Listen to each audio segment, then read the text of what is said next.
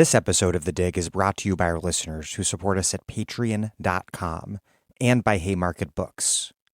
2021 marks 20 years of radical independent publishing at Haymarket Books. To celebrate 2 decades of publishing books for changing the world, all Haymarket titles are currently 40% off at haymarketbooks.org. Founded in 2001 with a mission to publish books that contribute to struggles for social and economic justice, Haymarket has now published over 1,000 titles. Ranging from best-selling books about current events to urgent interventions about activist strategy, to indispensable histories of past struggles, to republications of out-of-print classics, Haymarket strives to publish books and contribute to the development of a critical, engaged, international left.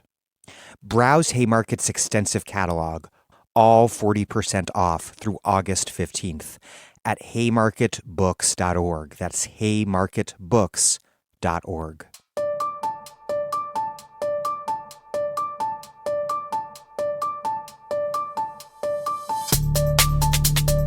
Welcome to The Dig, a podcast from Jacobin Magazine. My name is Daniel Denver, and I'm broadcasting from Providence, Rhode Island. Republicans and out-of-style economists warn that the Biden administration is leading the economy into runaway inflation.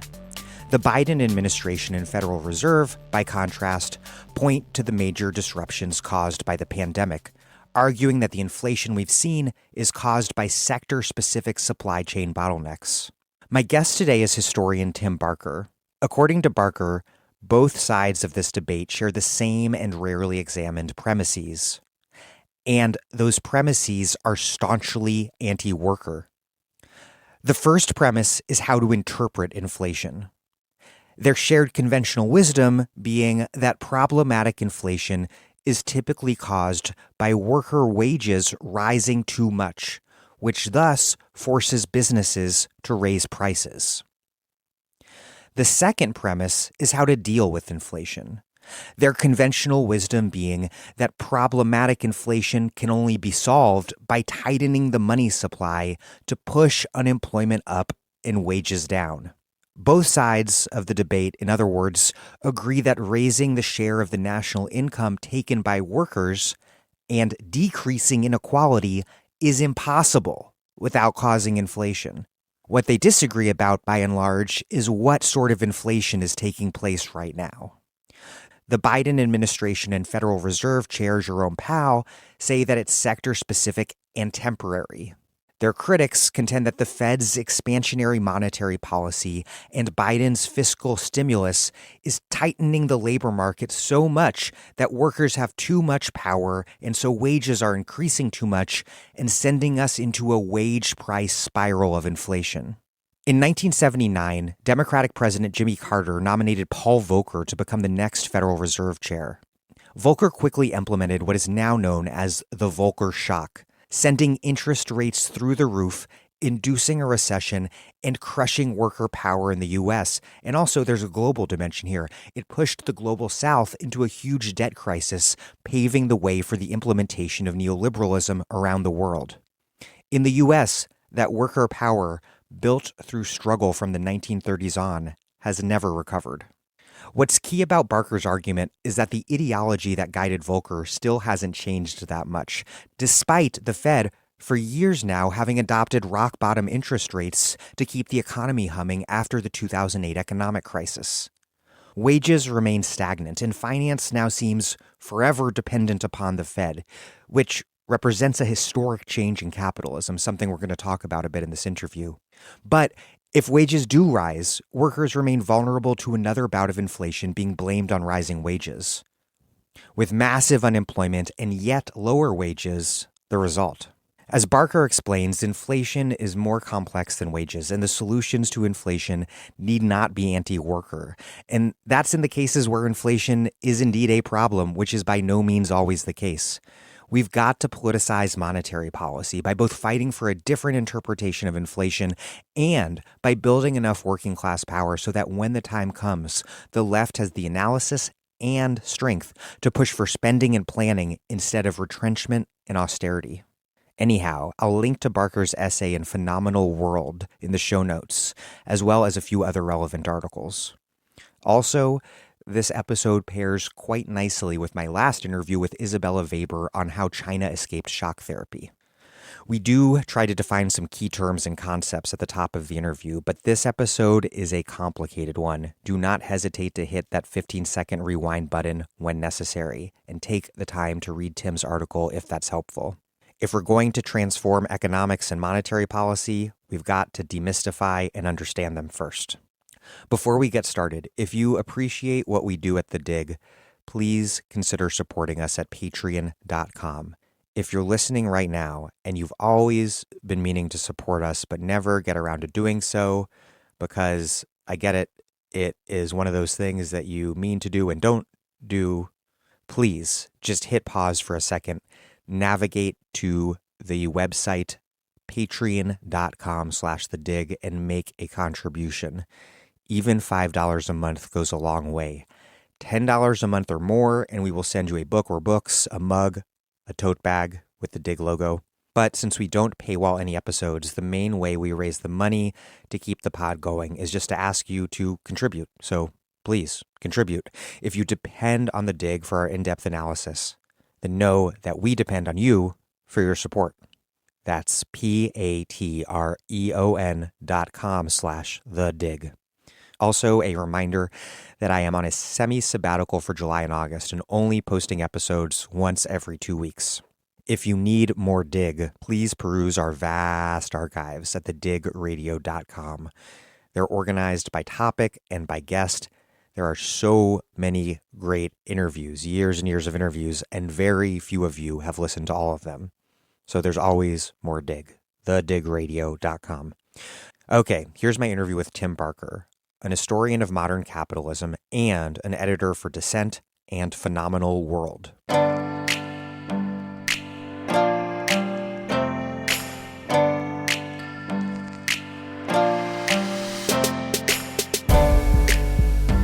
Tim Barker, welcome to The Dig. Hi, great to be here. I want to start with some basic definitions because economics is really unclear to a lot of people. First, what is inflation? And then why does inflation happen, both according to longstanding conventional wisdom and in reality? Maybe just to take a step back, I'm not really a trained economist either. And my approach to this is really as a historian and also someone interested in politics. And so if there are any listeners out there who find this stuff really obscure and off-putting, I'm more like you than I am like a trained economist. But a lot of what I've discovered is that these things are, sometimes simpler than they appear. And that's what I've tried to do in, I think, some of the writing we're talking about today and what hopefully we'll do in this podcast.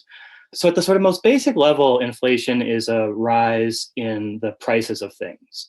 And specifically, it's a rise in the general price level, not a rise in a specific price. So you might imagine that one day there's a big Zoomer hipster revival of interest in pavement, and then the cost of, pavement LPs will go through the roof. That would be a rise in prices, but it wouldn't be inflation. Inflation would be more like you see the prices of a sort of general basket of goods, ranging from the gas you put in your car to the food you buy at the supermarket to the steel that a manufacturer buys as an input into other manufactured projects, a rise in those prices across the board. And what causes it? The kind of classic textbook definition you'll find, if you're in a kind of Econ 101 class, is that inflation is a case of too much money chasing not enough goods, right? So we can think about money as a kind of claim on real goods and services. You get it, and it entitles you to claim these sort of real things with use values that are produced in the economy. But if you were to issue too many of these promissory notes, too much money, without adequately expanding the sort of stuff there is to buy with it in the economy, you would see a rise in prices because people would be sort of bidding against each other for this limited stock of goods with more and more money. Now, that's the kind of standard definition, but like a lot of textbook economics, it leaves a lot of sort of more basic questions unanswered, right? Which is sort of what's determining the money supply, what's determining the stock of goods and services, which there is to buy, what is determining the pricing policies that the people who sell these things are using to decide what they're going to charge for them. So in a way, the definition of too much money chasing not enough goods is a good starting point, but it leaves a lot that still needs to be explained. And so, I think that to understand those questions, you need to take a sort of more institutional approach than you see in textbook economics. You need to look at, first of all, the kind of conditions of production of the things which, are being bought and sold. So, a classic example would be in the 1970s, a powerful driver of inflation was the cost of oil. And oil is an input into almost everything. To get anything onto a shelf, you need to get it there with, using some kind of energy.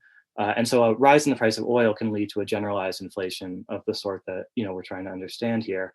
But what affects the price of oil, right? And if you think about that, the answer to the question has to do with the political relationships between oil-producing countries, many of which are in the global south, and the major oil companies, which are multinational but headquartered in the global north usually, and between governments, between the Saudi government and the U.S. government.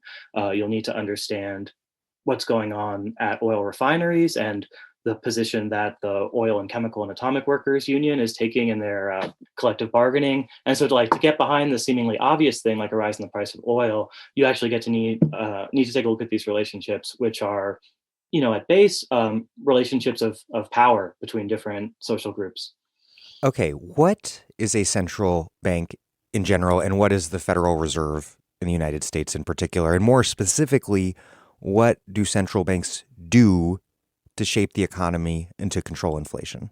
Yeah, so I think the best way to think about what a central bank is it's a kind of bank of banks. It stands at the top of the banking system and controls some of the levers that then affect the kind of lending and borrowing that other banks further downstream will do. In the US, the central bank is the Federal Reserve, right? It's only existed since the 1910s. Before that, the banking system really wasn't controlled in this way. But since the 1910s and the progressive era, we've had a Federal Reserve, which is a central bank for the US. And just to give you an idea of the kinds of levers that I said they have, some control over, we should think of that as basically controlling the general availability of money and credit throughout the economy. So, at all levels of the economy and at all levels of the financial system, at any given time, there'll be a demand for money and credit, for liquidity, to sort of grease the wheels of all kinds of economic activity. I want to buy a house, then I borrow money to do that. I want to expand my steelmaking plant, I will get a business loan to do that. And there's a big range of possibilities of the terms on which I can get access to that kind of money and credit. And the terms of access to money and credit are sort of set or heavily influenced, at least, by the central bank. And they have a couple of levers for doing that. Some of the most important are setting interest rates. So the Federal Reserve sets the federal funds rate, which is an interest rate at which banks can borrow from each other. And so you can sort of imagine how the Fed controls the access of downstream banks to money and credit. And then the banks in their business and consumer lending will pass on credit at terms influenced by the terms set by the central bank. And maybe that sounds a little bit convoluted. So like a concrete example would be that the Federal Reserve, when you read in the newspaper that the Federal Reserve has raised rates, that's, usually talking about the federal funds rate. And so say they raise the federal funds rate, then a bank that's looking to make a mortgage loan will find itself paying more to access liquidity. And so they'll charge the mortgage borrower more in turn too. So something that happens, at the Federal Reserve level will then trickle down to the conditions under which people looking to buy a home will be able to do that, and the kind of interest they'll have to pay in order to get access to that money. We're going to talk a lot about the wage share of the national income. What is the wage share, and what role does conventional economic wisdom assign it in relation to inflation? And then why is it also a useful proxy for the balance of class forces in a capitalist economy? Yeah. So, I mean, just to start with, at the most basic, national income is a way of thinking about the value of all the goods and services that is produced in a country, in a given time span. And the measure of national income that we use that you'll hear about is gross domestic product, or GDP.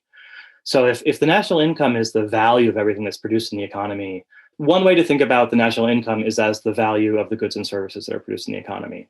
But you can also look at it as the sum of incomes that are paid out in the economy, because for every good and service that's produced, someone is getting an income of some kind, whether that's wages, profits, rents. The sale of an item represents both the value of the good or service produced. But if you look at it from the other side, that's also an income that's going to someone.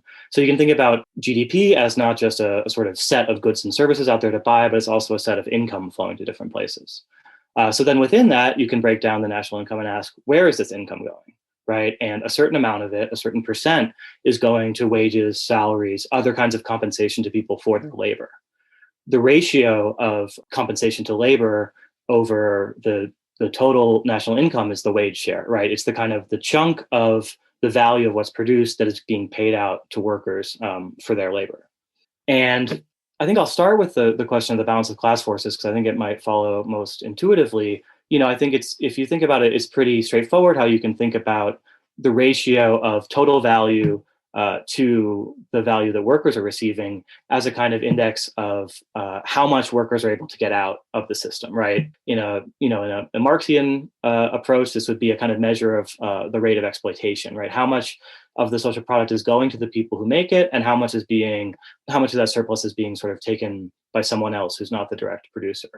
And so if you look at the wage share over time, you can sort of get a sense, I think, of how strong labor is, because you get a sense of how much of the value of what they produce they're able to claim back in the form of compensation. Now, there's a lot of technical points here about the limitations of the wage share as a measure of this. There's, with any kind of economic statistic, there are lots of decisions you can make about how to measure things, and those decisions you make will affect the statistic that is produced. So you wouldn't want to look at the wage share as the only index of this kind of thing, especially over the short term, because there are all kinds of things that can affect it. But when you're looking at over the long term, it's a fairly good measure. And when you look at over the long term, what you see is a pretty sharp decline in the labor share of income, which, as we'll talk about more later today, correlates pretty closely with what we know to be the sort of institutional trajectory of workers' organizations in this country. You asked also about the place it's played in inflation. And so the answer to that is that in a lot of conventional economic models, including the models that the Federal Reserve, the US central bank, has used to decide on monetary policy, they viewed the labor share as a driver of inflation. So they assume that, holding all other things equal, if the labor share of income increases, that will mean an increase in inflationary pressures, and that will mean that the Federal Reserve wants to tighten monetary policy or raise interest rates in order to limit the growth of money and credit in the economy. And the sort of important upshot here is in order to slow economic activity. So the Federal Reserve, to simplify just a little bit, will react to a rise in the wage share by slowing the economy down, even to the point of inducing a recession. And the reason that they see that kind of connection is they think that a rise in the wage share implies a squeeze on the profit share of income. So the flip side of an increase in what workers are able to get is a decrease in the profits enjoyed by businesses. They further assume in their working model that businesses will respond to falling profits by trying to raise prices, right? Because they want to keep their margin of profit. They're not happy to see it fall because workers are getting paid more. So they'll try to raise prices, and where those price increases are effective, that will lead to a dynamic where prices throughout the economy go up. So there's a kind of chain of events that leads from a sort of successful, claim by workers to more of the income the economy produces, to reduction in profits by the businesses that employ them, to increases in prices, which then can become kind of self-sustaining and become the kind of inflationary dynamic that is like the central banker's worst nightmare. And that is quite a premise for mainstream monetary policy to have, that inequality can never be decreased. And I want to pause here to recapitulate your core argument now that we've set up some basic definitions of what all of these different things mean. And I want to do it slowly and carefully and invite you to correct me if I get anything wrong. Here's your argument as I see it. There is a widespread interpretation at present that the Fed has made this huge break with tradition to become dovish on or tolerant of inflation. And you argue that the reality, though, is way more complicated, that monetary policymakers only hold to this position because they feel that it's cost-free for them to do so. And that's because there's been this half-century-long decline in worker power, which means, in their view, that they can have monetary expansion without that pushing wages up. And thus, that there'll be no major hike in wages that could push businesses to raise prices, and thus no threat of serious inflation for them to worry about.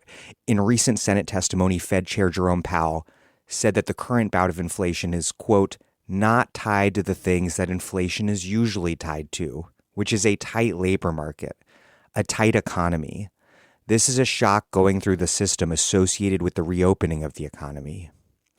So Powell's statement confirms your argument that the Fed still seems as though it would return to the conventional playbook, tightening up the money supply to check inflation, which would loosen the labor market, which would reduce worker bargaining power because more unemployed workers would be competing for fewer jobs, even if that meant inducing a recession.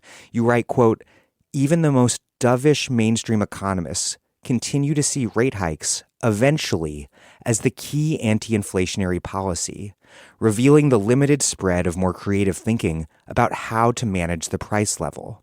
Did I describe that right? What has changed for the Fed and what hasn't changed? And why is it important to identify this continuity in monetary ideology amid what many are describing in the newspaper every day as this high-profile change? Yeah, I think that's a really perfect encapsulation of it. And, as you say, Powell's most recent testimony has continued, I think, to confirm the picture of it that you just described. We might think about earlier moments of Federal Reserve policy as not just looking to freeze the income distribution, but actually to change it in a regressive fashion. So it wasn't just that the Federal Reserve in the 80s and 90s was afraid to let the wage share increase. They were actually undertaking such aggressive, tight monetary policy that we saw the wage share decrease. So one way to think about the current moment is that they're now okay with a kind of constant wage share, which sounds, it means that there won't be a progressive redistribution, but it's also a kind of halt to the regressive redistribution, which Federal Reserve policy was driving for a really long time. But they see really sharp limits to what this truce covers. And so the second qualification that I would put in is that the Federal Reserve, including Powell, but also more broadly, don't think that wages should never increase. If you look at their recent statements, you'll see that they, in fact, seem to welcome some wage growth, which has occurred recently. The problem is that they think that this wage growth should be constrained very tightly by a specific set of parameters. And those parameters are the rate of inflation and the rate of productivity growth. So they think that wage increases are okay as long as they're kept within those parameters. Now, what do those parameters mean to us? The first one is the rate of inflation, and that's pretty simple to understand. If the money wages you receive, right, measured in dollars, are staying the same while inflation is going up, your real wages are falling, right? You're getting the same. There's the same number on your paycheck, but what you can buy with it is going down. So to say that wages should be allowed to rise in tune with the general level of inflation is to say that real wages should not fall, which is a good thing, but also not an argument that real wages should rise. The second piece is productivity growth. The idea here is that it's okay for real wages to rise as long as they don't rise faster than the growth of productivity. And that sounds technical, but I think the basic principle here will be familiar to many listeners of The Dig as the premise underlying the sort of post-1945 golden age of capitalism, in which economic growth became a kind of substitute for redistribution.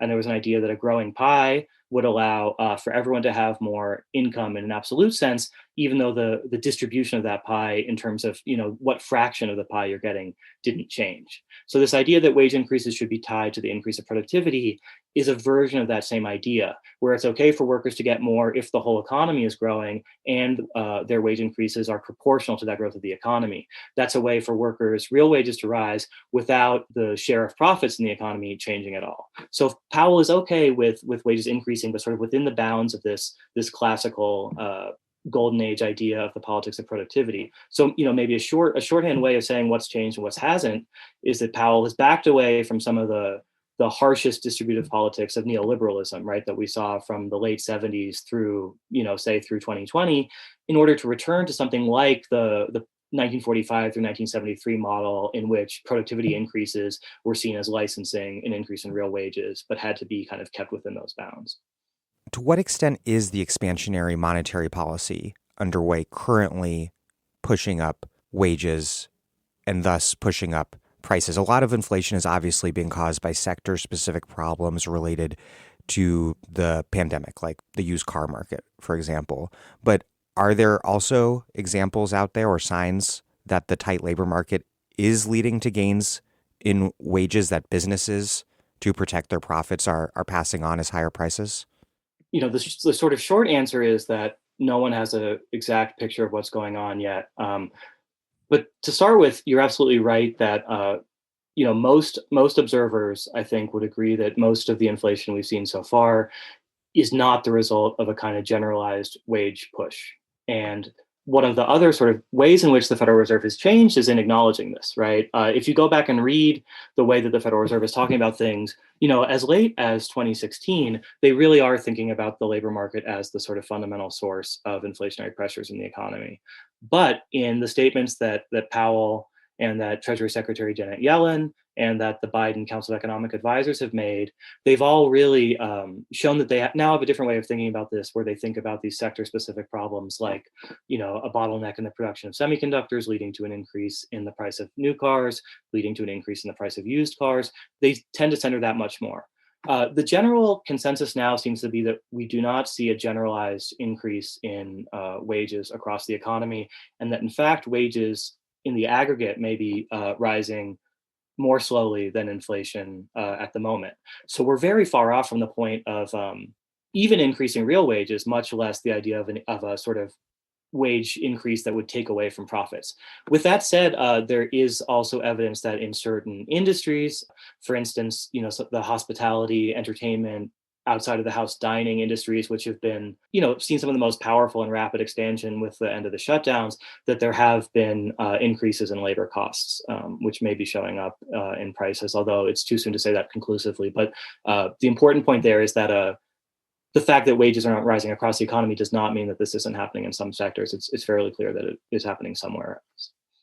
Let's turn back to the history of this present monetary moment, starting in 1979, the year of the so-called Volcker shock. That's when Fed Chair Paul Volcker sent interest rates through the roof to tame high levels of inflation, which of course caused a recession and alongside Reagan policies crushed worker power. What were the economic and political conditions at the time? Why did Volcker respond with his shock? And then why has that been so consequential for the past half century, so permanent in its effects in terms of worker power?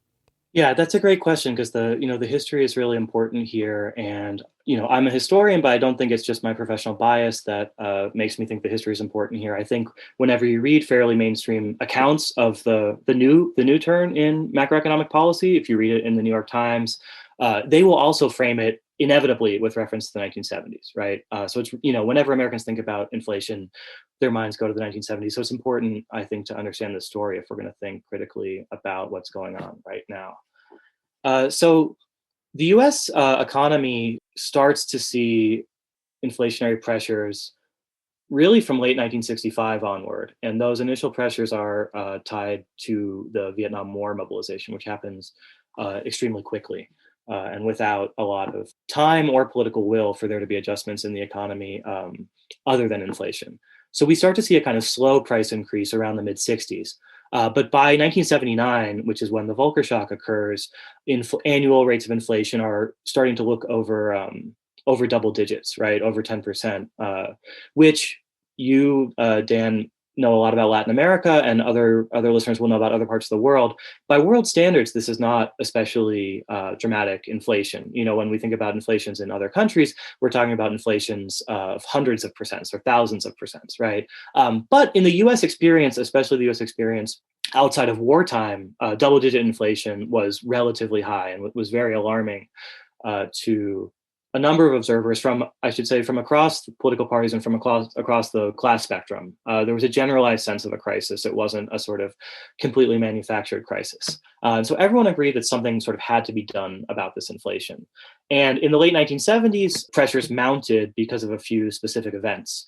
One was that starting in 1978, there's a lot of pressure on the US dollar in international currency markets. So there's a sort of move by currency traders to bet against the future value of the dollar because of the strength of US inflation at home and their skepticism that there'd be any sort of political way of dealing with that problem. So the dollar is coming under a lot of pressure internationally, and that dollar crisis is really the immediate reason that Volcker gets appointed to the Federal Reserve.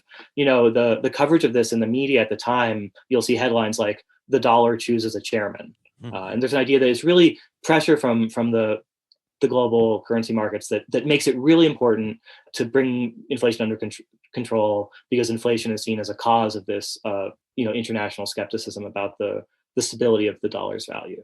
So that's one thing that happens. Another thing that happens in 1979 is the Iranian Revolution, which has both direct effects on oil production, but also just feeds a kind of general set of expectations that there will be disruption in the price of oil, which oil being one of the most important inputs to everything in the American economy means that instability in oil markets and an increase in the price of oil will lead to dislocations across the whole economy. And so Volcker comes in, against a sort of more than a decade background of inflation, and also with these sort of specific events helping to raise the sense of urgency. And so the question then is, what is he or anyone else in the government going to do about the inflation? Because people have been trying to deal with this since 1966, and they have not had a lot of success. And essentially, Volcker's breakthrough is that he revives a really old-fashioned way of dealing with inflation. If we go back to the late 19th century, inflation isn't much of a problem because whenever it seems like it's going to happen, the workings of the international gold standard lead to a deflationary response. We don't need to get into all the ways that the gold standard worked, but basically the possibilities of economic stimulus were really limited by the requirement that monetary expansion be tied to gold reserves. And so you didn't have a problem with inflation in the late 19th century because it was easy, almost sort of automatic for the system to respond to any pressure on labor markets or other markets with an increase in unemployment. But you did have economic panics every 20 years that destroyed the economy and people's lives. Right. So the late 19th century was kind of a mirror image of the late 20th century, where you had frequent crises and depressions and business failures, and without, at that point, even without a central bank to sort through things. But you didn't have a problem with workers being too strong, and you didn't have a problem with inflation. In the 1970s, macroeconomic management had come a long way, and you didn't have the kinds of deep depressions that you did in the late 19th century, but you did have this new problem of inflation. And so essentially what Volcker does is to go back to the late 19th century playbook and to say that the solution to inflation is unemployment, and not just a little bit of unemployment, but like unemployment that will be really extreme and politically painful. To sort of make that concrete, the Volcker policies lead to the highest unemployment in the US since the 1930s. So he's willing to go sort of approach a Great Depression level of unemployment for the first time in 30 years, because at that point, it seems like the only option left for dealing with inflation. The Volcker shock is sometimes called the Volcker coup by critics, but you say that's not quite right, because the conventional story you write is that through the 1970s, quote, the Fed recklessly ignored the need for monetary rigor because discipline was unpopular with politicians and voters. But you write that, in fact, the Fed responded to union wage advances by tightening the money supply throughout the decade.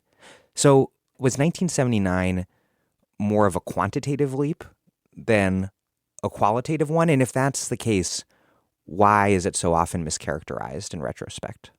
The story of the Volcker shock in general is well known, and anyone who's read like David Harvey's Brief History of Neoliberalism, or any of the sort of popular accounts of the rise of neoliberalism will be familiar with the general story.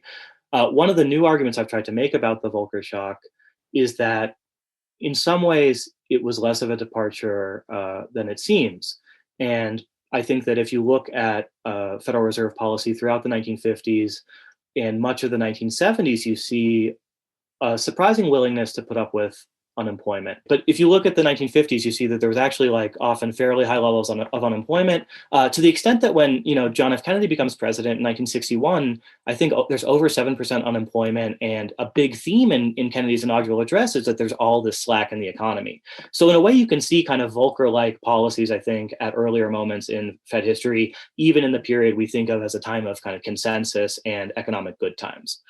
So I think there's a way in which Volcker's singularity is exaggerated in a way that understates how comfortable U.S. policymakers have always been with unemployment of a relatively serious character. I think the the idea that the US ever enjoyed decades of full employment is just false. But with that said, obviously I still see 1979 as a turning point, and I think you can't absolutely throw that idea out. One thing that makes a difference is that the Volcker policy, so the Volcker shock comes in late 1979. And as your listeners will know, about a year later, Ronald Reagan is elected president.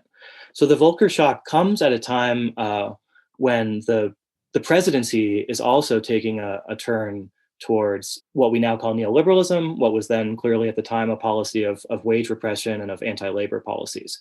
So if we want to think about how the Volcker shock was different from earlier episodes in which the Federal Reserve was perfectly comfortable throwing people out of work to fight inflation, we can think about the kind of Volcker-Reagan alliance.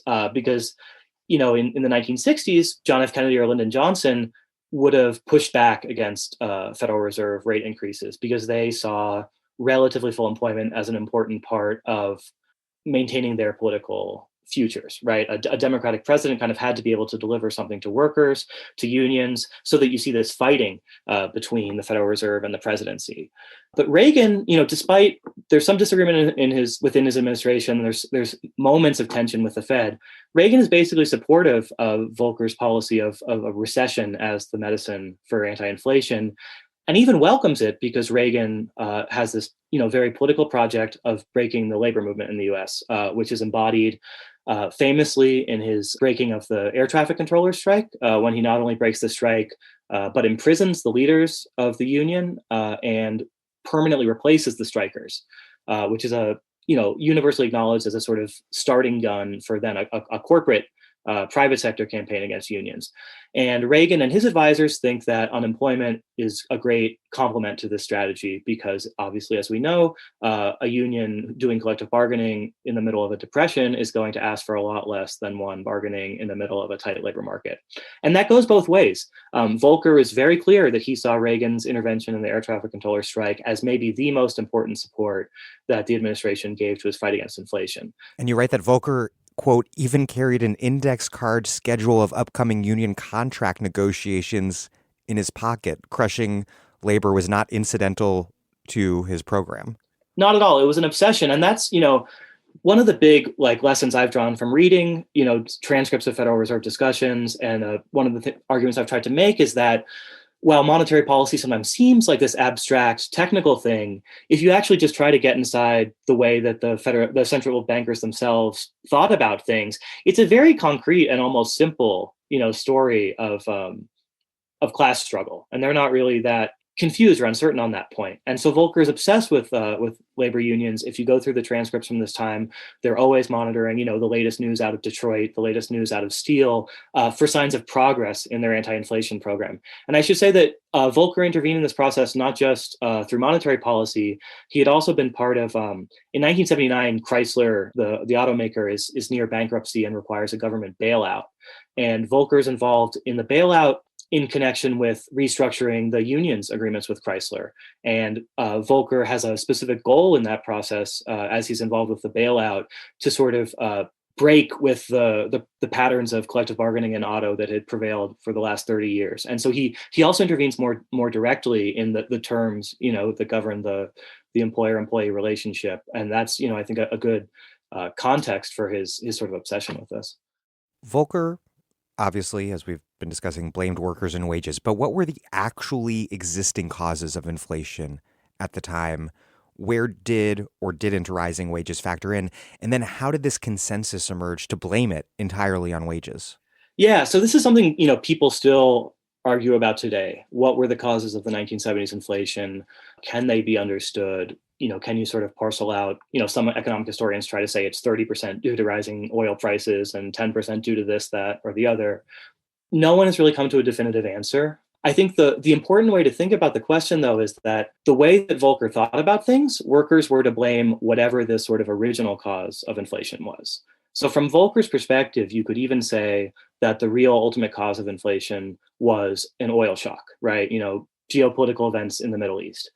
But then, the oil shock by itself is just the beginning of a process. And say that the oil shock sets off inflation. Well, then there's this question, will workers be able to defend their real wages against inflation, or will they pay the cost of inflation? So inflation starts somewhere else in the system, say workers aren't involved at all. There's still a question of whether the inflation will lead to workers' real wages falling, or whether they'll be strong enough to fight to protect their wages. And so Volcker is sort of willing to entertain that there might be a variety of causes of inflation in some ultimate sense, but he thinks the fact that workers are strong enough to protect their real wages is a problem and will help translate something like an oil shock into an economy-wide inflationary spiral. So even if he would admit that there are other causes, he would think there's this sort of crucial link in the chain, which is workers' ability to defend their real wages, which needs to be broken. And was he sort of like, what? Well, it could be oil, but what am I supposed to do about that? What I can do is crush worker power. Absolutely, and I think that's very clear in his testimony. He'll say that here. I mean, his testimony before Congress. And in that kind of testimony, he'll say the oil thing is basically external. The costs are going to be borne by the U.S. economy somehow. And he's not willing to think that, it will come out of profits, partly because he thinks profits have already been squeezed a lot through the 70s and the system can't really afford to see them squeezed any further. So I think the way you put it is exactly right. I should say, too, as one qualification, Volcker is in some ways comes off as a villainous figure in the discussion we've having. And I think there's good reason for that. But I also think it's important to, think about the way that historical actors understood what they were doing. And I think Volcker sincerely believed that there was no alternative to what he was doing. And he believed that if you didn't crush inflation through a sort of induced recession, there would still at some point be a recession later. He's really an old school guy, really a pre-Keynesian in his thinking, in that he thinks if the good times are too good, you're going to have to pay the price one time or another. So in his own mindset, he wasn't causing gratuitous pain. He was kind of hastening an adjustment, which would have had to happen anyway. And I just, I think that's important to mention, so we don't make these people out to be kind of comic book villains who are, taking pleasure in what they're doing. Yeah, you write, quote, Volcker was genuinely independent from narrowly defined special interests. He was a true believer. What accounts for his ideological commitments if we can't crudely reduce it to business interests? And even if Volcker was a true believer, was there still a material basis, however indeterminate, to be found in this broader business-led reaction to the profitability crisis of the 70s, something we haven't mentioned, the rise of Japanese and West German competition, which was squeezing the profit margins of American corporations? After all, you write that David Rockefeller was initially offered the job as Fed chair, and he turned it down and recommended that President Jimmy Carter choose Volcker instead. We cannot think of Volcker as sort of just like a corrupt figure who's, going to Washington to line the pockets of himself and his friends. But he does, he spent his whole life in a socially specific environment, which was both the Chase Bank, which was headed by Rockefeller and which was at the time, at least by the 1970s, the largest bank in the world with significant foreign lending, which is important. But not just at Chase Bank, but also at the New York branch of the Federal Reserve. For people who follow the Federal Reserve System, the New York Fed is really important. And not just because, New York is a big city or because Wall Street is there. The New York Federal Reserve also is kind of the appointed liaison with international capital markets. So, between both his public service at the New York Fed and his professional background at, a big international bank, Volcker brought with him a sort of, set of assumptions about what the system required to work, which he would not have seen in terms of a sort of special pleading or a kind of, narrow particularism. I think his thinking would have been something more like this. If profits fall too far, or if the international value of the dollar falls too far, that will lead to a sort of generalized economic problem in the US, which will eventually hurt everyone, even if the people it hurts first and most are places like the Chase Bank. And so I think it's a kind of, your listeners will probably have some familiarity with all these old debates about ideology, right? And the critique of ideology. And a common way to think about ideology is that it's a way of harmonizing a particular interest, like say David Rockefeller's interest in, the strength of the dollar as the reserve currency, and a universal interest. And so for someone like Volcker, those interests would have been more or less similar, so that when he does intervene to bail out international lenders, which he does in a big way in the early 1980s, he sees that as a way to prevent the collapse of the entire economic system, not as a way to sort of help his former employer. That's hegemony at work, making a particular concern appear to be a general one. You sent me a really interesting article by Dean Baker, Robert Pollin, and Elizabeth Zahrt. And as they put it, quote, by focusing on inflation as such rather than the issues of income distribution and profitability, the priorities of a small segment of society, i.e. the wealthy, acquired the status of a nationally shared concern. And so a story about the historical inevitability of discipline, of imposing discipline upon a fundamentally broken New Deal order, however tragic, that this was actually upon closer inspection a class conflict that was decided in favor of capital, but that conflict was mystified at the time and in retrospect by the construction of this hegemonic consensus. And you write that there were indeed alternatives to austerity that the Fed and the government could have pursued at the time. But not only did they not choose to pursue them, but they didn't pursue them because, in fact, it appeared as though there was no alternative, as the famous neoliberal dictum goes. What were those alternatives, and why weren't they up for discussion? Right. That's a great question because, as we know, hegemony works partly by displacing certain options which are technically possible off the table. And I think maybe the best way into thinking about alternatives is to go back to, this sort of very simple model of the wage price spiral that we've laid out a couple of times in this interview. So the way that the Fed thinks about things, if wages go up, then profits will go down and businesses will raise prices in order to protect their profit margins. If you just think about that just as a technical description of an economic process, you might ask, why does the intervention have to be to control wages rather than to control pricing decisions?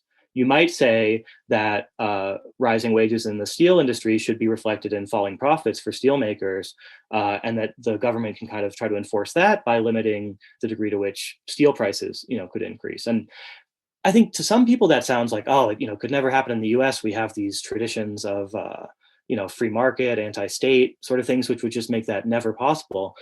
But I think that's wrong because Just tell that to John Kenneth Galbraith. Absolutely. Or, in 1962, John F. Kennedy called the head of U.S. Steel into his office and basically yelled at him until he rolled back a steel price increase. And so, it wasn't a crazy idea. The idea that things like steel or electrical goods or these sort of, the commanding heights of the economy, the idea that they were so central to the economy that their pricing policy was actually a legitimate object of government intervention was not at all foreign at the time. During World War II, the U.S. government used wage and price controls to not only maintain price stability, which they did, i.e. ward off inflation, but they did that and achieved explosive economic growth, contrary to all neoliberal and National Association of Manufacturer warnings to the contrary. Absolutely. It's the World War II economy is almost a totally planned economy, but we see different versions of this with, the Korean War. There are also direct controls. There was someone in Washington deciding on allocations and essentially how many cars Detroit was going to get to build the next year. And we see it again in the early 70s when Nixon imposes wage and price controls, which are sometimes referred to as the nation's first peacetime wage and price controls, which is a little bit euphemistic when you consider the ongoing U.S. role in Southeast Asia at the time. But it shows that as early as, as recent, as close to 1979 as 1974, there were wage and price controls. And opinion polling from the time shows a big openness to this among the general public, and also among the technocrats of the Carter administration. Barry Bosworth, who is kind of Jimmy Carter's inflation czar at the same time that Volcker's coming in, actually resigns from government because he really thinks there should be mandatory controls, and the administration isn't willing to go for it. So as crazy as it sounds to us now, after decades of neoliberalism, the idea that there might be some kind of other way, a more direct kind of control that might fight inflation was not at all foreign at the time. Is there something about how economic conditions had fundamentally changed in the 1970s that might have made those tools less useful? This is obviously the beginning of the secular wage stagnation that we've seen in the 1970s, but is there something about the beginning of secular economic stagnation more generally at the time, this sort of systematic global overcapacity that Aaron Beninav argues characterizes the capitalist world system? Does that begin to change the viability of those kind of tools?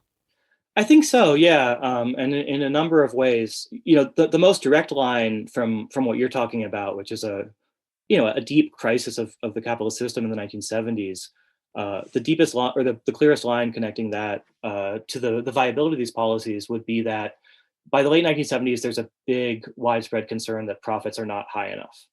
Right. And people today debate this because they're And specifically because of competition at that time from two economies that the United States had actively nurtured after World War II, Japan and West yeah. Germany. So in the sort of, the sort of the really concentrated industrial core of the US economy, that we can think of as kind of defining, US economic power circa 1950 is by the 1970s under really deep threat. And the threat sort of starts in industries like textiles, which are kind of, low on the value chain. But by the 1970s, going all the way up through electronics, aircraft, some of the sort of more high end things that had been the last preserves of US economic dominance.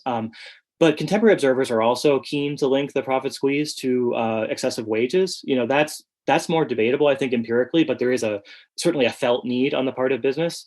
So I think we can say that by the late 1970s, these various causes of crisis had led business to organize in a big way. If people are familiar with books like Kim Fine's Invisible Hands, or even some of Rick Perlstein's, histories, they'll know that the 70s saw this big mobilization of business, unified to an extent it had almost never been unified before, trying to push against, consumer protections, against regulation of all kinds, against labor unions, and in some cases for a kind of import protection. There's a generalized push. And I think that mobilization by business, which by 1979 had become very, very powerful, was a big obstacle to any kind of more centrally planned or direct control approach to the problem of inflation. You write, quote, calls for tight money had always been heard in financial circles, but by the late 1970s, the executives of large industrial corporations had joined the chorus. Why was finance at that time, very much unlike today, which is something we'll get to later on, why were they the lead constituency for tight money? And then was it these conditions of heightened international competition and squeezed profits that led major corporations, major industrial corporations, to join that finance-led coalition? Yeah, great. So I'll start with the question of why finance, right? Why was finance finance kind of personified by people like David Rockefeller and Paul Volcker? Why were they in the lead? The first is that financiers and asset owners are historically often among the biggest group of people opposing inflation or worrying about inflation. And that's because inflation tends to erode the value of existing wealth and assets, and particularly debt, right? If I'm a bank and I lend money in 1970, and then there's a lot of inflation over the next decade. By 1980, the real value of the debt I'm owed is eroded. So, to a first approximation, inflation is good for debtors and bad for creditors. And so that's sort of one, kind of almost transhistorical, but not quite reason, for finance to be especially worried about inflation. But there are other reasons too. I mentioned this before, but I think it's important enough to reiterate. By the late 1970s, a huge percentage of profits for the US financial sector are coming from international activities. So in a way, the financial sector had responded to falling profitability in the US domestic economy by increasing its activities in countries around the world, including countries of the third world. They discovered that that's where there was still room for a kind of really rapid growth. It was also in the 1970s, a time when these nations were, a lot of them receiving an economic stimulus from rising commodity prices. So you can kind of think a classic example here would be US banks were hugely invested in Mexico, right, which had benefited from the high oil prices of the 1970s.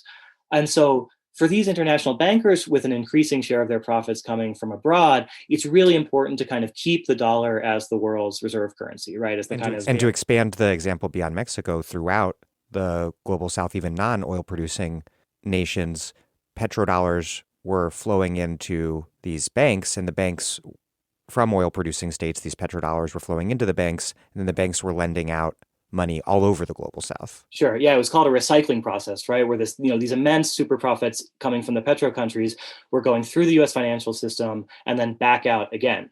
And that was happening. The reason that happened was one, that the currency of the oil market was dollars. And so these things were sort of already naturally dollarized.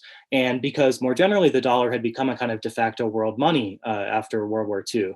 And so the US international, banking community, as they sometimes called it, had a big interest in making sure that the dollar continued to play this role. But that required that the dollar had remained a kind of stable source of value. And so they thought that inflation at home would undermine the value of the dollar and therefore lead to countries starting to use other currencies instead of the dollar to hold their reserves in and to use as the kind of unit of international banking. And this concern was heightened in the late 1970s by the formation of the European monetary system, which is an ancestor of the euro. And there start to be rumors, that in Saudi Arabia, they will start to hold reserves in Deutschmarks or in yen instead of in dollars. So there's there's a financial equivalent to the manufacturing competition story we've talked about, where it's an open question whether the dollar will remain this kind of unchallenged world money. And so that's a specific reason beyond the kind of general reason that bankers don't like inflation, why people like Rockefeller and Volcker felt the situation to be very urgent in the late 70s. We haven't got into why industrial corporations joined the coalition. But before we get there, since we went into this global context, particularly vis-a-vis petrodollars being recycled from oil-producing nations by banks into lending to the global south, we should probably just pause to touch on what were the consequences of the Volcker shock globally, particularly for the global south. Yeah, absolutely. In some ways, the effects are most serious abroad. In the US, unemployment touches 10%, and really causes a lot of human suffering, especially in certain places like, Youngstown, Ohio, or Pittsburgh, Pennsylvania. But it's really not as what happens on the global south. And the reason why it's such a big problem globally relates to what we were saying a few minutes ago, which is that in the 70s, there'd been a huge spree of lending to third world countries by bankers from the global north. And so over the 70s, a lot of countries, developing countries of the third world, had become increasingly indebted. And particularly, they were indebted to US banks, which meant that their debts were dollar debts, right? They would have to pay these debts back in dollars. And so what the Volcker shock does is to really raise the cost of dollarized debt. It's a huge increase in interest rates for anyone who owes dollars. And so for these countries across the third world with huge amounts of debt, it creates a problem where just even to meet the interest payments on these debts becomes impossible, much less to sort of ever pay it back. And so that leads to a sort of cascade of sovereign debt crises. Mexico is a famous one, but it happens all over.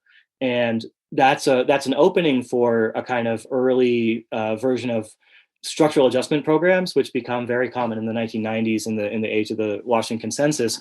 But essentially, the Volcker shock makes these debts so hard to pay back that the countries need a bailout, and the people giving the bailout are able to demand a lot in exchange. And one of the things they demand is a kind of end to the industrial development, kind of nationally oriented industrial development that had been happening in these countries. So the leverage to impose neoliberalism without even the need of a military coup.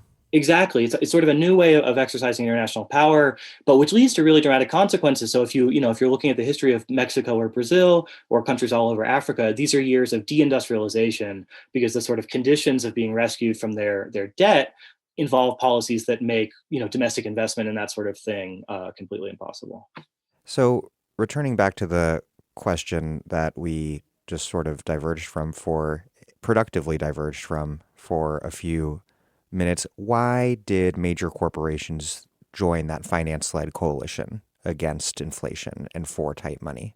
Yeah, that's a really important question. And I think it ties to something we were talking about earlier.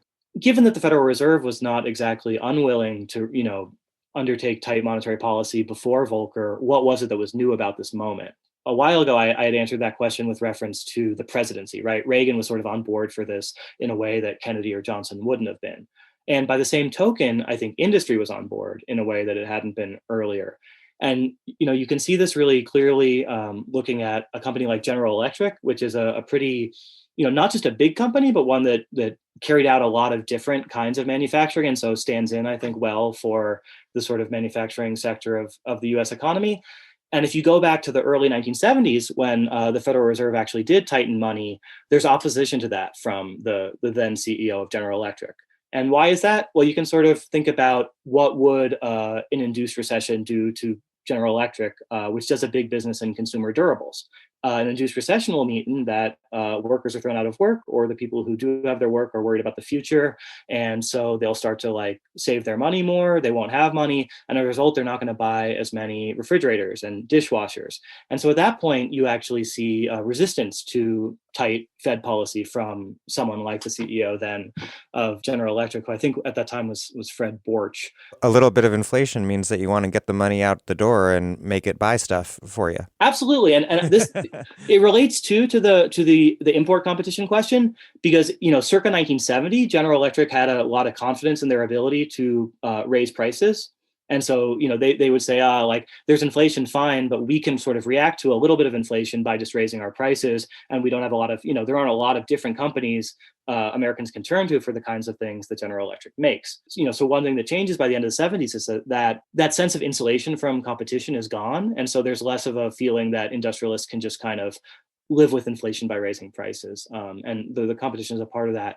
But another thing that's happened is that the companies themselves, the industrial corporations themselves, have become more international, right? So if you look at, we mentioned that international banking was expanding during the 1970s, but so was the rise of what came to be called the multinational corporation, which was actually an industrial or a manufacturing company which was engaged in production all over the world. And this meant, sometimes they would, making cars in Argentina to sell to Argentines, but also increasingly it meant splitting up the production chain so that you would make mufflers in northern Mexico, which would then be put into cars somewhere else.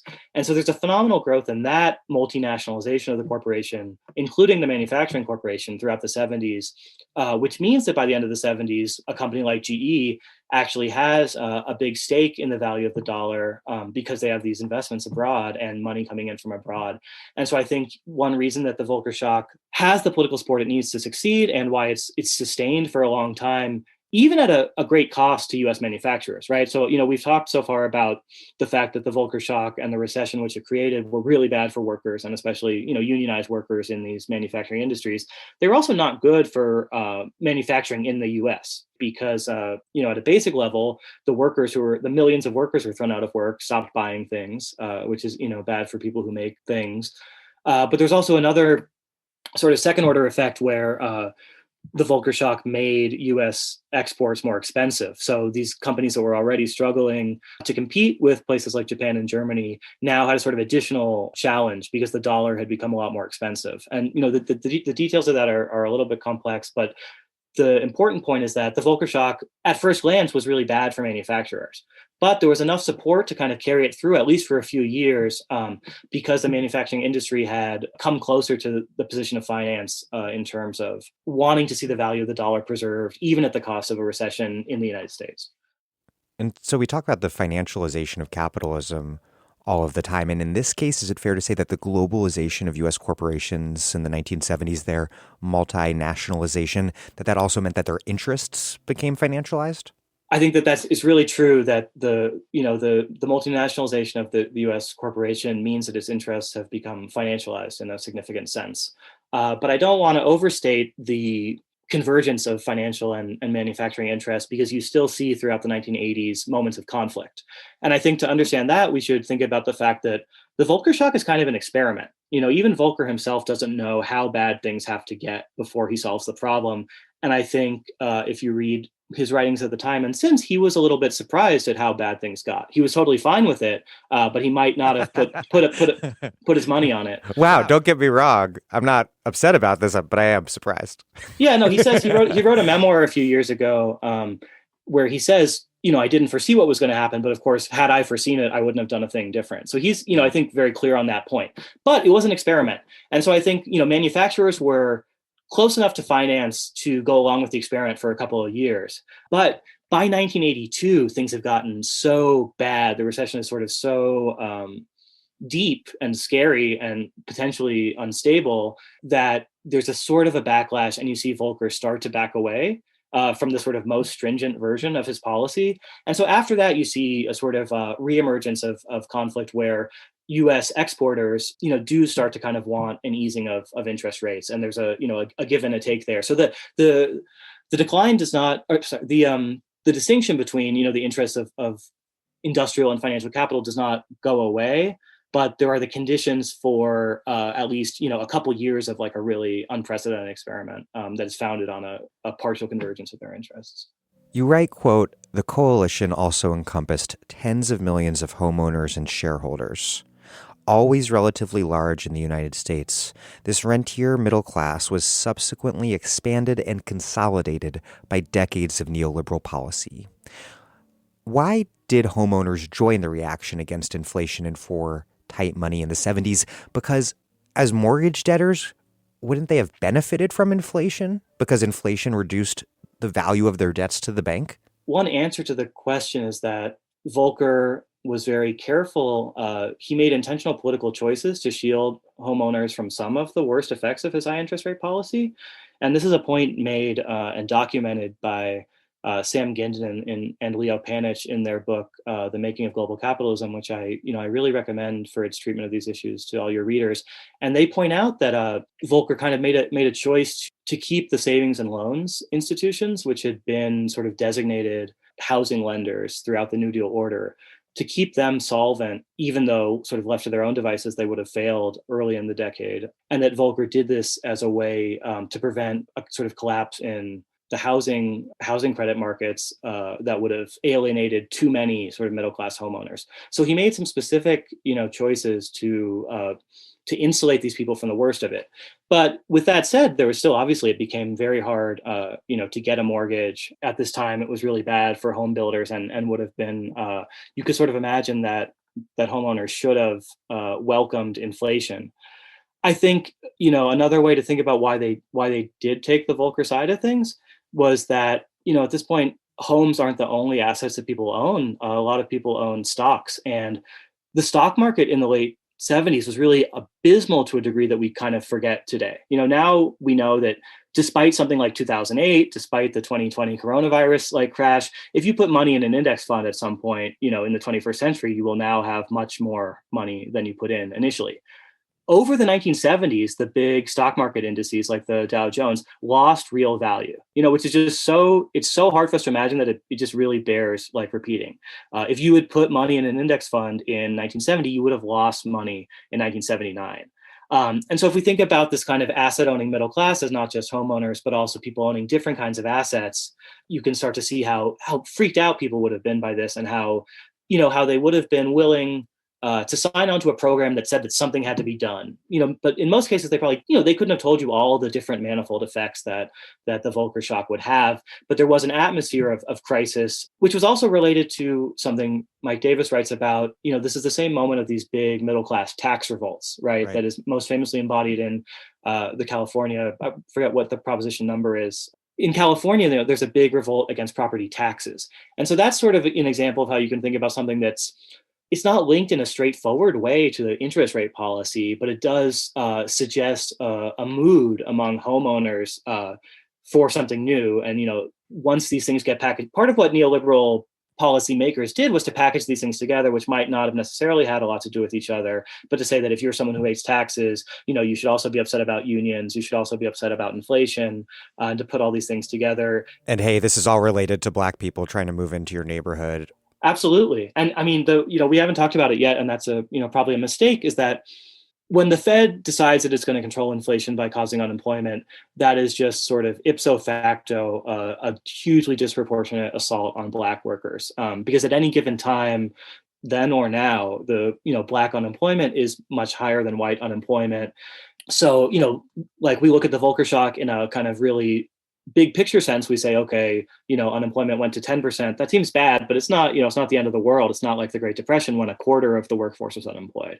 But if you look at Black labor markets, and, you can break it down further, look at Black male workers under 30 or something, you really did see truly depression levels of unemployment. And so if we're thinking about, how is it that Volcker was able to build popular support for something which involved manufactured recession, I think it's really important for us to remember that a disproportionate part of the cost was borne by Black workers.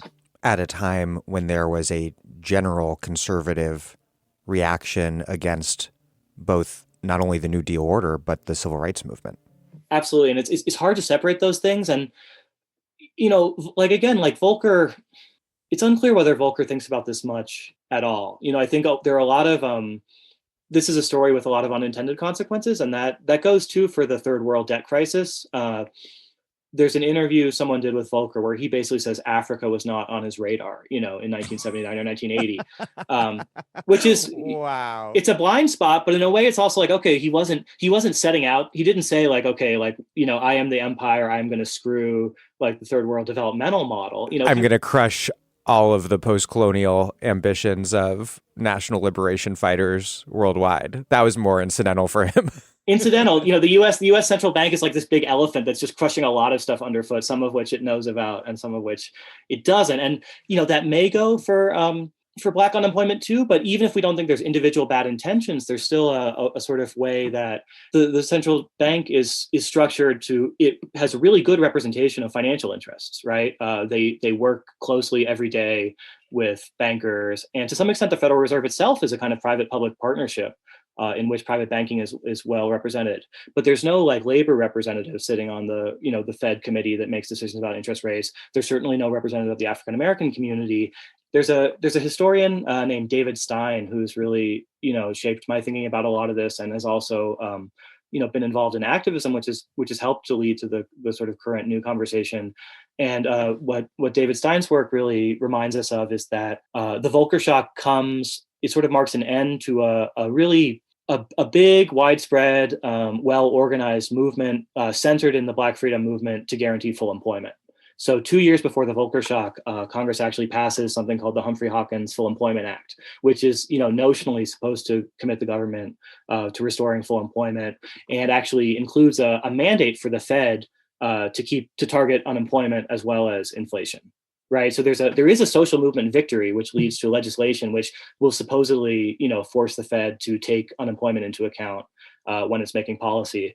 And that social movement had been led by stalwarts of the Black freedom movement. The Humphrey-Hawkins Act gets its name from its co-sponsors, one of whom was Hubert Humphrey, but one of whom was Augustus Hawkins, who represents South Central Los Angeles, and so has a kind of really front row view to the crisis of unemployment, among Black Americans living in the nation's cities. So there is this movement, and the Volcker shock is, directly or indirectly a response to it. One way in which it's a direct response is that Volcker knows that the Humphrey-Hawkins Act sort of in some sense mandates him to think about unemployment, but he just ignores that side of the mandate. And so there's in the late 1970s, we see there are these opposing currents, but they're not able to capture state power in such a way that would actually limit what the Federal Reserve could do or not do. We often describe the New Right coalition as one that unites big business and the religious right. But is this anti-inflation coalition, in a sense, the material basis for the New Right? Yeah, that's a really interesting question. A big one that gets at the big questions of historical materialism. I would say that the anti-inflationary coalition is the material basis for this. And the work of someone like Melinda Cooper in her book Family Values reminds us that you shouldn't make a clean separation between the kind of the cultural conservatism and the economic base. And I'll just give you an example, which is that take someone like Milton Friedman, right, who we know is part of the anti-inflationary consensus, right? His whole thing is about limiting the growth of the monetary supply. He hates unions, all these things. But we think of him as like a classical liberal, a libertarian. He's a secular Jewish, figure, not Pat Robertson or someone. But even someone like Friedman, when he talks about what's bad about inflation, will say that, a society with inflation is a decadent society where people don't think about the future. And the sort of symptoms of this that he sees include a kind where of... people aren't disciplined into making personally responsible decisions. Which includes sexual morality, right? So even for someone like Friedman, the sort of, the malaise of the 70s mingles, the rise in the price level with a kind of collapse of old-fashioned, sexual morality. And if that's true for Friedman, you can think about it being much more true for someone who actually is an evangelical Christian. So these things, I think, mingle in interesting ways in which, the need for discipline is at once something you're doing to the labor market, but also you're, doing to unwed mothers on welfare and to hippies and all these different people who would sort of been able to somewhat, slip from the bonds of, traditional bourgeois morality in the 60s and 70s. And I will link to my interview with Melinda Cooper in the show notes. It's a really good one, and her book is Excellent. What about President Jimmy Carter's ideology? How did the leader of a Democratic Party that had for so long embraced full employment and until quite recently embraced full employment as a core demand come to so readily embrace austerity? Yeah, I mean, it's amazing because you think about, just to sort of zoom out for a second, if you've ever taken a political science class or, talked to someone about this, there's sort of this like just golden rule that politicians hate recessions, that they'll do all kinds of stuff to not have recessions, even to the point of being irresponsible, right? So, this idea that they'll juice the economy before an election. And Carter is just this like staggering exception to that, where he appoints Volcker knowing full well what he's going to do. And then he stands by Volcker as he does this, inducing a recession in an election year, right? So Volcker's appointed in like August 79, the shock starts in October 79, and the election is like a month later. And only once, like in an extremely mild way, does Carter even question anything that Volcker's doing. So there's this really kind of big question of like what the fuck was he doing, and like why wasn't he more sensitive to this? And I think one way into it is to think about Carter as an individual. He's not connected to the kind of like labor liberal traditions that had sustained someone like Hubert Humphrey, a sort of like a more classic New Deal Democrat. Carter comes out of the New South. And, as a New South governor, he's kind of into a kind of pro-business developmentalism. He's anti-racist by the standards of the Southern Democratic Party. Of Georgia.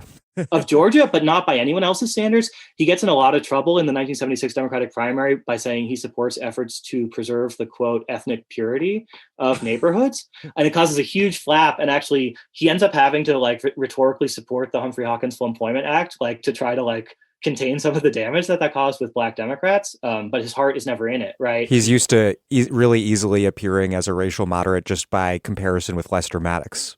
Right. Even though, this is someone who like went to Brazil and visited this town in Brazil, which is full of the descendants of these Confederados, like ex-Confederate soldiers who moved to Brazil, and like visited the grave of like his wife's ancestor who was there, and was like, by his own account, moved to tears by how much this town had preserved like the feel of the Old South. So someone who, is like a racial moderate in American terms, but is not especially concerned about the effects this is going to have on Black people. He also doesn't really have a good relationship with unions, so he's not concerned about its effect on unions. And he's if we want to follow the Melinda Cooper thing too, he's also an evangelical Christian, so he's not averse to a kind of a gospel of virtue through discipline. And I think that the version of this that will be familiar to lots of your readers, especially if any of them lived through this, is him sort of going on TV wearing a sweater and telling everyone to turn their thermostats down. The crisis of confidence speech. The crisis of confidence speech, which sometimes liberals kind of look back fondly on because, hey, at least he was taking the energy crisis seriously, and that's better than Reagan, like ripping the solar panels off the roof of the White House. But Carter was also kind of preaching a gospel of personal responsibility and self-denial as a solution to a problem, which was, as we know, a much more structural and matter of political economy. So there's a number of personal reasons you might point to that Carter, was open to this. But he was also, under pressure. We mentioned earlier in the interview that there's a dollar crisis starting around 1978. And so, in some senses, Carter is a hostage to the international currency traders who are able to blackmail him into pursuing certain policies by just threatening the dollar. And so there are moments where you can sort of clearly see he'll try to do something more moderate than what the Volcker shock ends up being, and then there'll be a reaction in the markets which forces him to kind of backtrack. So there's individual stories here, and there's also a structural story where Carter's own whatever was in his heart is not necessarily the central factor. Where does Carter fit in then to the story of neoliberalism as it's often told, I think, which has Reagan pioneering neoliberalism from the right, and then a neoliberalized Democratic Party under Bill Clinton going on to affirm it from the center left? I am extremely frustrated when I read people like Paul Krugman, who I think is, among mainstream economists, maybe the best in terms of having, since the years of the Obama austerity term, really Krugman has pushed consistently for fuller employment, for more economic expansion against austerity. But even someone like Krugman, who is now willing to write columns about how great labor unions are, about how we don't really need to worry about inflation, like a really dovish figure like Krugman always starts the story with Reagan. And so your readers can look up in his New York Times column on labor unions and why they're good and why it was bad we got rid of them. Krugman cites a statistic on labor density from 1980 to suggest that like as late as 1980, everything was okay. And what happened was that Reagan comes in, inaugurated in 1981 and does PATCO, and that's the crisis. And so something like that leaves Krugman no room for thinking about the role of A, the Democratic Party and people like Carter, and B, the role of central bankers like Volcker, who, Krugman and everyone else in his profession really, really, really still admires. So I think realizing that the story starts in 78 or 79 means that you can't blame it all on Reagan and the Republicans, and you need to seek a deeper explanation. And I would say it means that you need to seek an explanation that is political economic. So when Krugman tries to answer this question, what went wrong, he leans a lot on the racism of Reagan's political base, which, there can be no question that that was an important part of what was going on. And I would never question that. I think we just also need to think that whatever racism there was in American society didn't appear whole cloth in 1981. And it was also reflected in the, abandonment of full employment policy that, like, clearly any historian who studies this, whatever their political sympathies, will tell you that this, abandonment of full employment happened in 1978 or 1979. And there's a series of things there that you can point to, of which Volcker's appointment is just one. So I think it's important because it not just in a way that it's important to blame the Democrats, but just in order to get the history right and understand why it happened, we need to understand what were the really deep structural causes that made this a bipartisan policy, not a coup, and not the imposition of a Republican Party. I'm Astrid Taylor, and you're listening to The Dig with Daniel Denvir, a podcast for people who want to deeply understand the world and organize to change it. That's why you should support the show at patreon.com/thedig. This episode of The Dig is brought to you by our listeners who support us at patreon.com and by Verso Books, which has loads of great left-wing titles, perfect for Dig listeners like you. Verso just launched a new subscription service for readers to get ebooks and discounts every month. When you become a member of the Verso Book Club, you receive all of Verso's new ebooks every month, as well as one or more new books in the mail, plus 50% off all Verso books as long as you're a subscriber. To celebrate Verso's 50th anniversary, all member tiers are now at a discount of 50%. Choose between 3 membership tiers. The Verso Reader tier is a digital subscription for every new Verso ebook each month. Verso Subscriber for 1 book sent to you in the mail every month and all Verso ebooks. And Verso Comrade for 2 to 3 books sent to you by mail every month, plus all Verso ebooks. To celebrate Verso's 50th anniversary, each option is 50% off for your first 3 months. At this momentous time for global politics, Verso will bring you radical voices that challenge capitalism, racism, and patriarchy, debate the future of the planet, and work towards real political change. Sign up for the Verso Book Club at versobooks.com/book club. That's versobooks.com/book club. I want to step back and talk about academic economics a little bit, particularly what role did the neoliberal theory of monetarism and the so-called natural rate of unemployment, developed by Milton Friedman, what role did that play in creating this new common sense about how government and the Fed should deal with inflation? And before you answer that, what is monetarism and what is the natural rate of unemployment, so-called? So let's start with monetarism, which is a way of thinking about the economy and particularly about monetary policy, which is what the Fed does. And the key figure here, as you say, is Milton Friedman, who over the course of the post-war decades in the U.S. moves from a kind of academically respected but kind of marginal figure to someone whose ideas are very mainstream in the academy and among business people and among just regular people like you and me who would have watched his PBS documentary and discovered the evils of the minimum wage. And so the key idea of monetarism is that inflation is just a problem of the money supply, right? So throughout this episode, we've talked about all the different complicated, sort of intertangled, real world causes of inflation. They could be, an energy crisis, a collective bargaining agreement, a political standoff, all these complicated things. And Friedman's theory had this virtue of really saying none of that really matters. What matters is just the money supply. And if there's inflation, it means that the money supply is growing too fast, and that the Fed should limit the growth of the money supply. And so it has this like sort of beautifully simple lesson. And it's sort of, it starts from that basic definition of inflation, which we talked about earlier, which is that it's just too much money chasing too few goods. And the slogan that Friedman comes up with to kind of, sell this monetarist idea is that inflation is always and everywhere a monetary phenomenon. So he really emphasizes the central bank as the site of anti-inflationary policy, as opposed to any other kind of government intervention you could have. Which, just to put a little asterisk there, is fascinating, given that neoliberals believe that the market needs to be protected from the state, but in the case of monetarism, believes that fundamentally and inevitably the state is pulling the strings.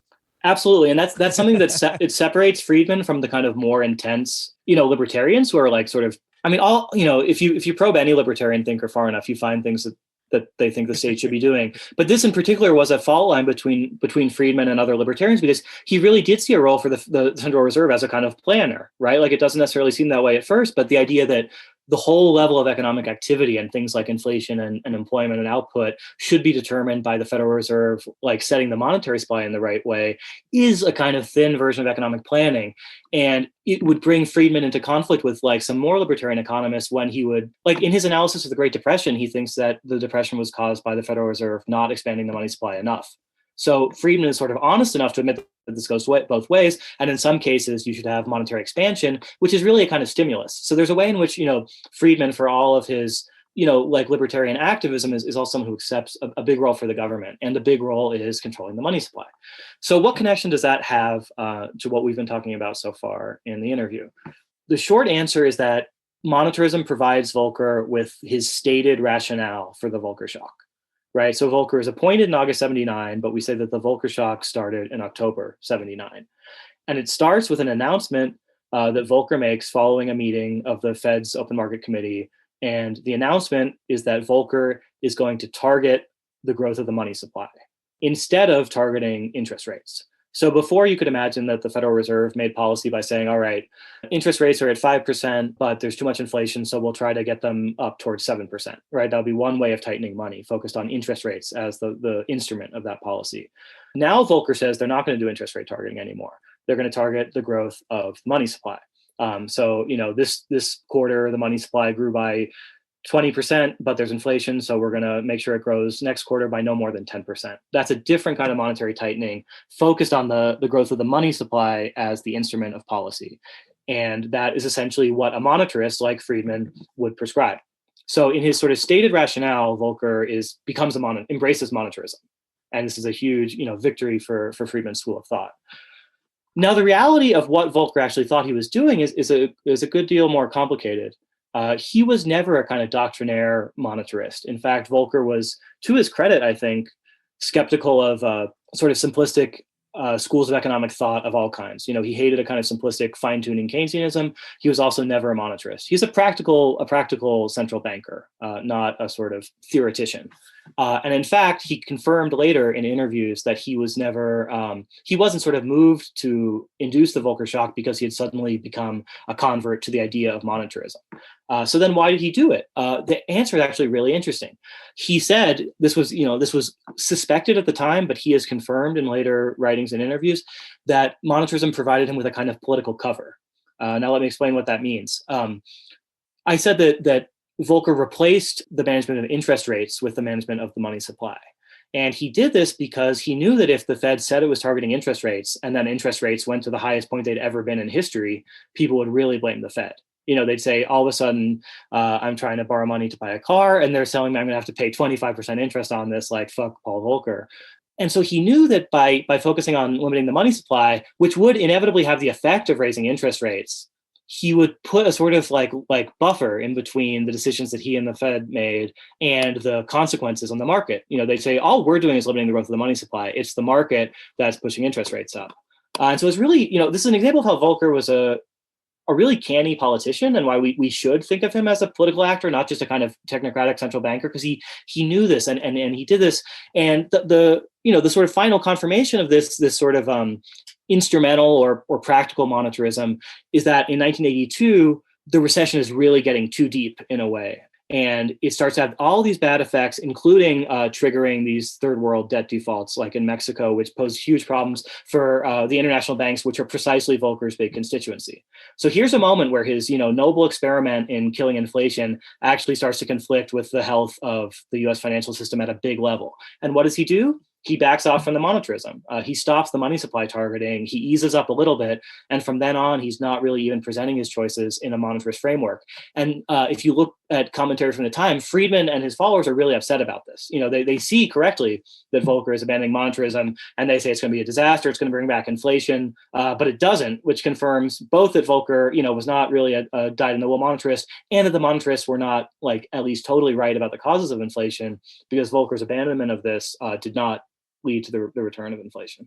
And the so-called natural rate of unemployment, this is a Friedmanite innovation that becomes, I would say, more normalized and mainstream than monetarism. That's exactly right. So it's also an idea associated with Friedman, but as you say, it has more staying power.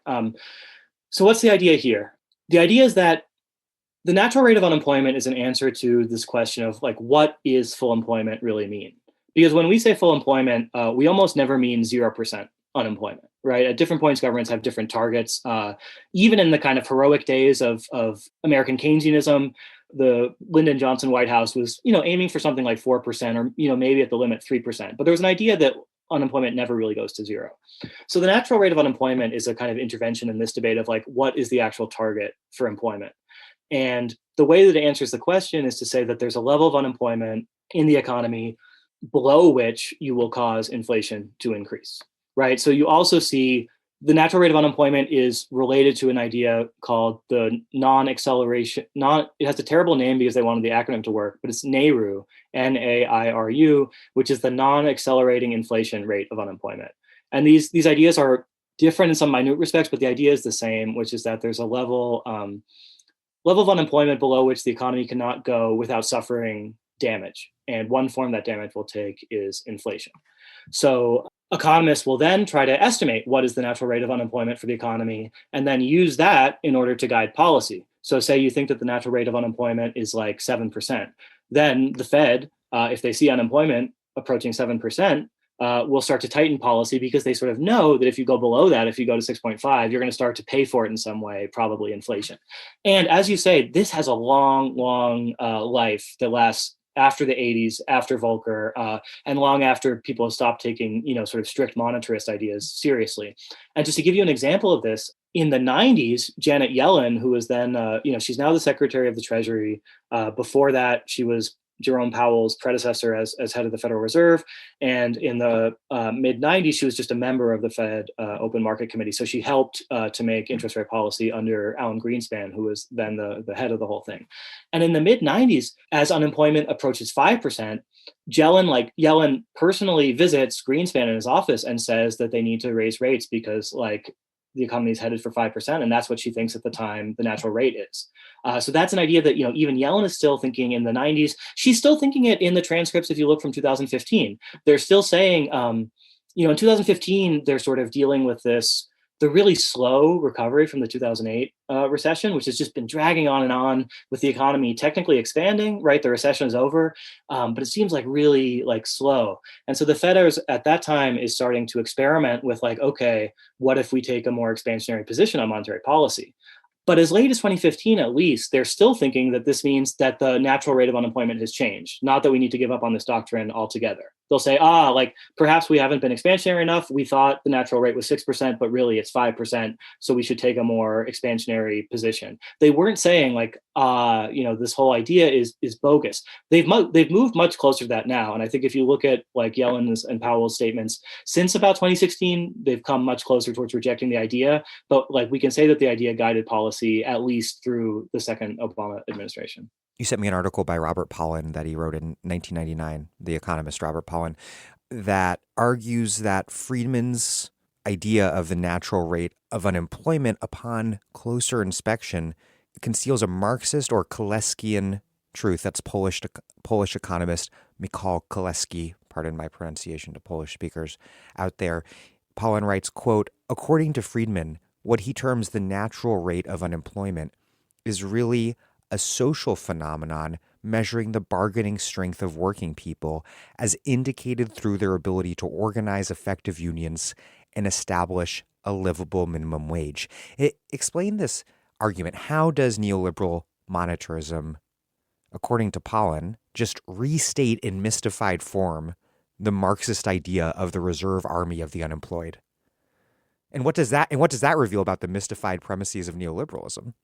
Yeah, I'm really glad you asked this question because this is one of the ways I think that people on the left can begin to find a way into this this mainstream economics, which might seem off-putting or even just irrelevant. And so, what is Pollin saying here? Let's start with just the idea of what the natural rate of unemployment is. Right? We said that it's a point of unemployment below which there will start to be pressure on prices. There'll start to be inflation, and we might then ask the question why?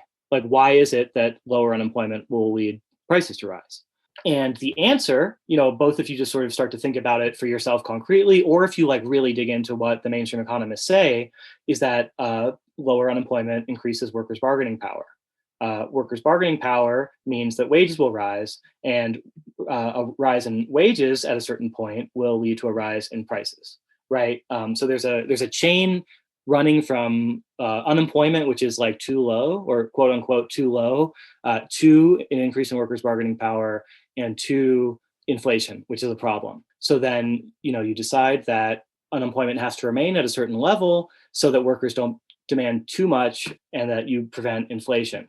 And this is, like I put it that way and it sounds like a conspiracy, but this is just all over the Federal Reserve, transcripts. And I quote some of them in the piece I wrote for Phenomenal World, but you could find a million more of them if you wanted. There's a really, just direct sense that this is how things work. And, one example that became somewhat famous is that in the 90s, Alan Greenspan was sort of, he was testing the limits too of how far unemployment could go, because he was willing to at least think that maybe the natural rate had changed.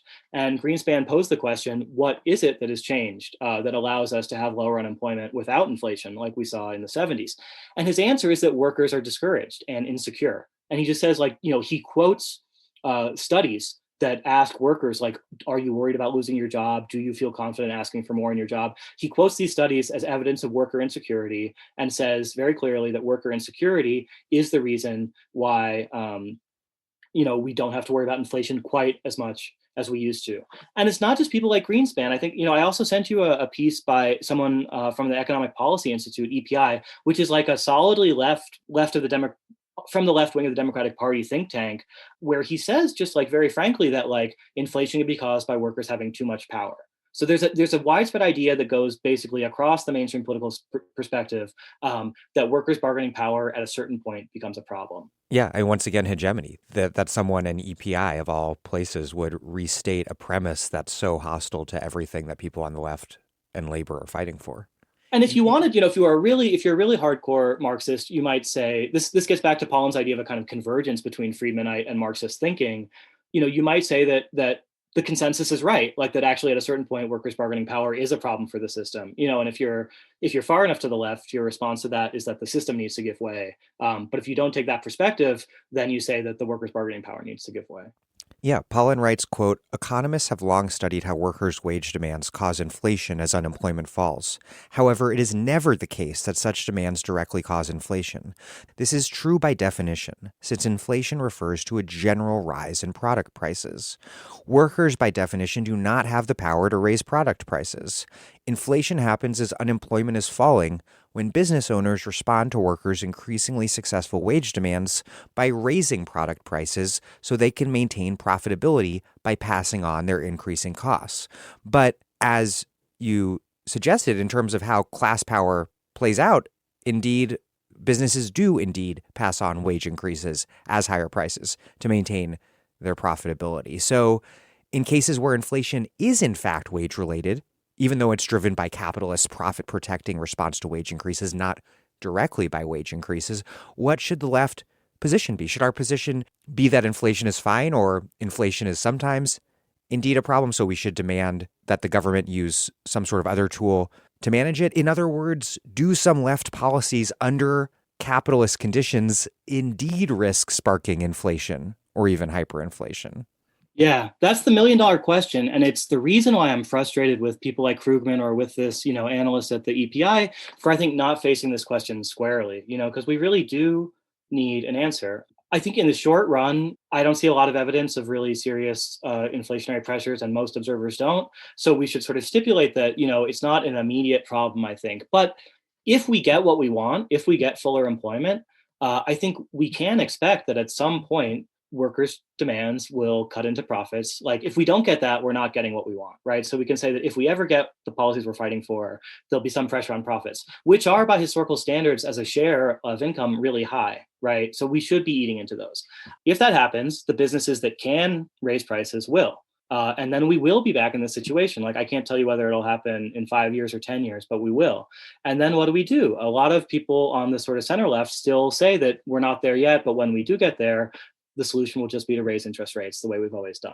So clearly, I think the people who are, to the left of the EPI need a better answer for that. What is the answer? I think, you would have to start to think about making price and profit the object of public policy, right? And again, we said earlier that sounds really foreign to us now, but it wasn't, for a long time. If you go back and look at the World War II example, which incidentally is the example that people on the center left are now using of why we can have an expansionist economy that helps everyone, right? There's I think a really good statement of this view in the New York Times op-ed section a while ago by J.W. Mason, an economist I've learned a lot from, and from Mike Consul, who's at the Roosevelt Institute. And they lay out, I think, like a really strong case for the the best version of this expansionist turn. And their example is the World War II economy, during which incomes rose and the economy expanded, even as the federal deficit reached record levels, and sort of, it proved all these naysayers wrong. But if you really go back and ask what made the World War II expansion possible, like there was a centrally planned economy in which there was, an excess profit tax, controls on prices, controls on wages. There were some elements of that policy that we would question as leftists. There was a no strike policy that the CIO enforced against workers, although that really couldn't stop there from being wildcat strikes like every day. But there are various parts of the policy. So I think if we want an alternative to raising wages, we have to start. To raising interest rates in response to too much wage growth, we need to start thinking about making price and profit the object of policy. And if we want to get even more kind of this seems so distant from the present moment that it almost sounds like science fiction, but it's actually history. In 1945 through 1946, there's a big UAW strike against General Motors. And the demand that the UAW makes of General Motors is that they offer like a pretty sizable increase in wages to the auto workers without raising prices, right? They say, we want the raise, but we don't want you to pass it on in an inflationary spiral. And GM, of course, says, well, of course, we can't do this, right? Like if we're going to pay you more, our profits are going to go down and we'll have to raise prices. So then the UAW person who's leading the strike, Walter Reuther, says, open your books, like show us your profits, like so that we can actually see that this wage increase would like be such a problem for you. And of course, GM refuses to do that. They take out full page ads in newspapers around the country saying that this is basically, Reuther's demand is a step on the way to socialism. And the UAW gives up the demand. They can't win it. And from then on out, you do have this spiral where a wage increase for auto workers will lead to an increase in the price of the next model year car. But that's protected by the black box of the corporation. Yes, right. So there's actually a sort of idea that collective bargaining then can only focus on wages, hours, benefits, working conditions, and that something like prices and profits are just like completely outside of the realm of collective bargaining. But if we want to think about the kind of horizon of struggle that would point towards a better alternative, it's that moment of the 1945-46 GM strike where the UAW says, actually, no, like we make cars and it's part of our interest that the price of cars not be too high, especially if, the profits are there to pay for it. And so, that idea, which was fairly mainstream, if never like successful in the 30s and 40s, the idea that prices and profits have to be an appropriate target for collective intervention, whether that's through collective bargaining or through government policy. I think that's the kind of spirit that we would need to recover. Before we get any further, we've mentioned the guy a few times and he's rather important. So I feel like I should ask, what does having leading in Ayn Rand acolyte Alan Greenspan running the Fed from 1987 to 2006 for nearly 20 years with almost no dissent, as far as I'm aware, from either major party. Where does that all fit in? If I recall correctly, he was known for keeping interest rates at rock bottom levels. and so blamed for the housing crisis. Yeah, Greenspan is, like, as you suggest, a hugely important and somewhat, mysterious figure. He's a hardcore follower of Ayn Rand, right? Who, like, really, like, Close friends, and like Ayn Rand was at his nomination ceremony or something. yeah, so like a even a word like protege would probably be putting the Mm-hmm. relationship too lightly. And Ayn Rand and Greenspan, in at least into the 1960s, Greenspan, like Rand, thinks there shouldn't be a Federal Reserve, right? So you can see even a difference between that and like the Milton Friedman position, where there should be a Federal Reserve that follows a fairly strict rule about the money supply. No, like Greenspan and Rand think that there shouldn't even be a Federal Reserve. So there's a whole world historical irony in the fact that Greenspan then himself comes to inhabit the commanding heights. And I think, like I said, somewhat mysterious. I think he would say that if someone has to be in charge of the central bank, it should be him. The kind of way that liberals, I remember when I was in college, they were, talking about bringing back ROTC to Columbia. And, the kind of liberal militarist argument was like, if there have to be, military officers, they should be people who've read, the great books. And it's that same kind of like that rationalization where it's like, we have to do it so that worse people don't do it. So where does Greenspan fit into the story we've been telling? Or else we wouldn't have an intersectional CIA. So Exactly right. So the strategy is paying off. Greenspan is Volcker's successor. He in 1987 he replaces Volcker as head of the Federal Reserve, and he's 100% supportive of what Volcker had done. He has a lot of praise for the Volcker shock, and that makes sense because Greenspan's kind of like deep commitment is to something like the gold standard. And if we're not going to have that, Greenspan says Volcker offers like basically a sort of surrogate for the gold standard, because he's limiting money in a way that is functionally analogous to limiting it based on the gold supply, even if it's not literally tied to bullion somewhere in Fort Knox. So Greenspan is definitely a supporter of Volcker's policy throughout sort of, I'd say, the first like six-ish years of his term. Also practices fairly hawkish monetary policy. When we say hawkish here, we mean keeping interest rates high, slowing down economic activity, because Greenspan is not sure that inflation has been totally contained yet. We now look back and we know that Volcker was the turning point, but at the time, people really thought that inflation could come roaring back at any minute. So if you look at at Greenspan's first several years, his policy is very similar to Volcker's. And a way to think about how that worked concretely is there's a recession in 1990, and there's a sort of like 2008, there's a very like drawn out weak expansion after that. That's when the phrase jobless recovery starts to be bandied around. And we know also that, in the 1992 presidential election, Bill Clinton benefited from the fact that the economy was really bad. This is the moment when James Carville says it's the economy, stupid. And, that election is in 1992, which is like after the recession has already ended. But because, largely in part of Greenspan's Volcker-like policies, unemployment is very slow to fall even after the recession has ended. But around the mid 90s, you start to see a turning point in Greenspan's approach. And like you say, he becomes much more dovish, keeping interest rates low and encouraging further economic expansion, even when people like Yellen at the time are telling him it was time to tighten money. And so Greenspan actually lets money become looser, and he lets unemployment fall until, in around the year 2000, unemployment is actually below 4% for the first time since the Vietnam War. So like Greenspan is in a way in anticipation of this new dovish turn in Fed policy, which is another reason, I see more like continuities than people who think there's been a sudden change. Greenspan himself was already experimenting with this. But I think, to get back to what we were saying earlier, Greenspan is still certainly a devotee of the natural rate of unemployment idea. And so he may think that for institutional reasons, the natural rate has changed and is now, maybe even allowed to be 4%. But there's no question that if Greenspan saw any prospect of, worker empowerment or, a rise in the wage share, that they would push back. He and his colleagues would push back. And that's clear if you read these transcripts.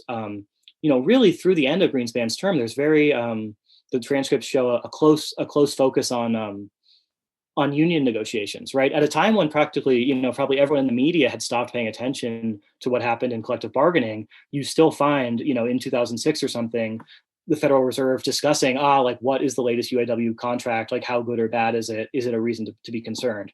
So Greenspan, I think, is in some ways a direct ancestor of the kind of Powell model, in which we're allowed to experiment with lower unemployment, but there's still an assumption that if like this were to lead to worker empowerment, then we would have to reconsider what we were doing. You just mentioned that Greenspan saw the Volcker shock as a next best substitute for a gold standard. Where does central bank independence play in to this? Because when there was a gold standard, say in the late 19th century, the politics of money were heavily and publicly politicized by the populist movement and then William Jennings Bryan's Cross of Gold. To what degree is it important for the left to re-politicize money? Something that, in various ways, obviously you're trying to do. We obviously see MMT advocates trying to do that all the time, other leftists. Where does that all fit in? Repoliticizing money, or, put a different way, forcing people to recognize that money has always been politicized is hugely important for the left, not just as an intellectual project, but I would say as a practical one. And we can think about that by going back to the gold standard. We can ask, what is it that led to the end of the gold standard, which, throughout the late 19th century and into the 20s was really a fairly effective way of fighting inflation at the expense of workers, right? What brought that to an end? And the answer, according to, the most sort of pristinely mainstream account, which is, Barry Eichengreen's Golden Fetters, which is, a really an excellent historical look at the gold standard and its collapse. Someone like Eichengreen will be very clear that the gold standard ended because of political pressures, and particularly the growth of labor unions and the mobilization for World War I between 1914 and 1918, which both it empowered workers by leading to a tight labor market in a lot of places, but it also just made it, because workers had sacrificed so much in the war, it made it harder for their governments to then say, we're going to make you pay the cost of adjustments in the money supply. The years around World War I also saw the extension of universal suffrage for the first time in a lot of the capitalist world, which we forget, but there was a big extension of who could vote. And an economic historian like Eichengreen is very clear that it's this expansion of democracy in the form of voting rights, but also trade unions, that makes the gold standard untenable. The gold standard did not come to an end really because of intellectual arguments, although those play a key role in sort of the way the process works. But in the first instance, even a sort of mainstream economic history account would say that the gold standard was ended because of political and social pressures. So I think that it stands to reason that if we want to really reshape the rules of money and the politics of money today, it will happen through similar kinds of movements and pressures, but those movements and pressures have to be guided by some vision of what the problem is and what the solution would be. And, I think maybe, an important note to touch on before we end is that to a lot of listeners, this discussion has probably sounded relatively technical. I think you and I have discussed that we both are somewhat outsiders to this, world of monetary economics and, by no means experts. I think despite the way it might seem off-putting, it's really important that people try to, start to think about it. And we have examples from history of times of extraordinary popular participation in this kind of discourse, right? So you mentioned the populists. And if you go back and look at populist newspapers from the 1880s and 1890s, there's just millions of ordinary Americans, farmers, industrial workers, housewives, reading and debating about monetary policy. And there's a really popular book called Coin's Monetary School, which is a kind of pamphlet on this stuff, which will, sell just countless numbers of copies and become really popular. So I think we should not be fatalistic about the idea that this has to be a recondite or an esoteric topic. There've been moments where it was hugely popularly, influential. And I think we should really hope for and try to build a moment where, again, we have a mass kind of collective democratic discourse about monetary policy instead of leaving it to the so-called experts. A big change from the 1970s to now is that today financiers and owners of assets, traditionally, as we discussed earlier, the constituencies leading the tight money coalition against workers, today they're not only benefiting enormously from expansionary monetary policy, but in fact seem to have become fundamentally dependent upon expansionary monetary policy since the 2008 crisis. And this dependence is arguably one of the distinctly new features of capitalism that has emerged from the ashes of the economic crisis. And this means a lot of things. On the one hand, it means, as you write, quote, if asset owners now have their own reasons to resist tighter Fed policy, the cause of full employment may have gained an awkward but powerful ally. But on the other hand, That means that the left and labor are supporting expansionary monetary policy that is also priming the pump of a stock market boom that is fabulously enriching the fabulously rich and also fueling this massive and regressive housing boom. So how should we think about all this? Yeah, it's really complicated. And it's the kind of thing I'm surprised that I haven't seen closer analysis of in the business press. You read fairly frequently about the idea that businesses and the markets are anxious about an increase in interest rates and like don't like it, and whenever the Fed signals that they're going to continue being dovish, that's good for the market, right? And if there's fears that they won't, that'll be bad for the stock market. I have not seen a lot of like good mainstream analysis of like what that means for the kind of longer term politics of full employment. There's somewhat more discussion, I think, on the left, and there's definitely a school of thought, which I think includes, the economist Robert Brenner, or the economic historian Robert Brenner, whose work we've discussed elsewhere in this interview. And in Brenner's interventions in New Left Review, there's a sense that the whole sort of orgy of low interest rates is a regressive phenomenon because it's fueling asset price inflation and keeping alive these companies, which in some sense, shouldn't be kept alive. And you see that version of that idea, on the left, and also in somewhat more just liberal circles. Like the New York Times had a story the other day arguing that the easy money policy has been a contributor to inequality. I think I tend to be closer to the alternative view on the left, which is that tight money would not be good for the popular classes, including the working classes. If you think about the effects on anyone who has debt, you don't want interest rates to go up. And if you think about the effect on the labor market, you don't want there to be unemployment. So, I would stop short of there's a sort of left-wing liquidationist view, which is that it would be sort of good to like drive up interest rates to sort of both to weaken asset prices, but also to drive out of business some of these like zombie companies, which are so indebted that in some sense they shouldn't really exist. I hold short of that view, although I do think that it's the question of asset price inflation and the connection between monetary policy and inequality is a hugely important one.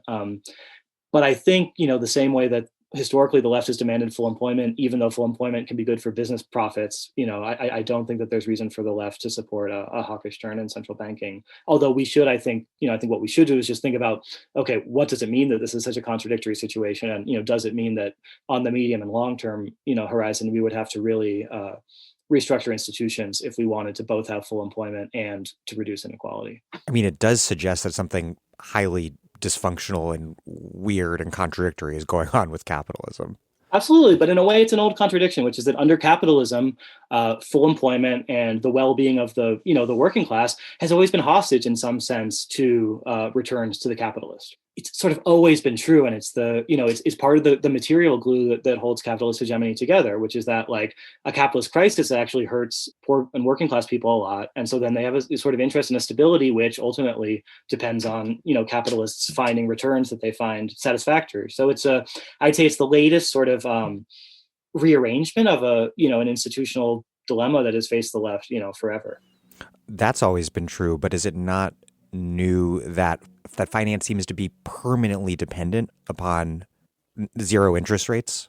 Yeah, that's new. Historically, we would have seen a conflict between financiers and, say, industrial capitalists about how expansionary policy should be. And as you say, I think like the new and sort of poorly understood part of the puzzle is that there's not really any big hard money constituency, right? So if we think about the 1890s, there was a hard money constituency so powerful that they like invented the modern corporate funded campaign, outspent Bryan by many-fold dollars, and like won a huge election victory in 1896 that defined the next 30 or 40 years of American politics.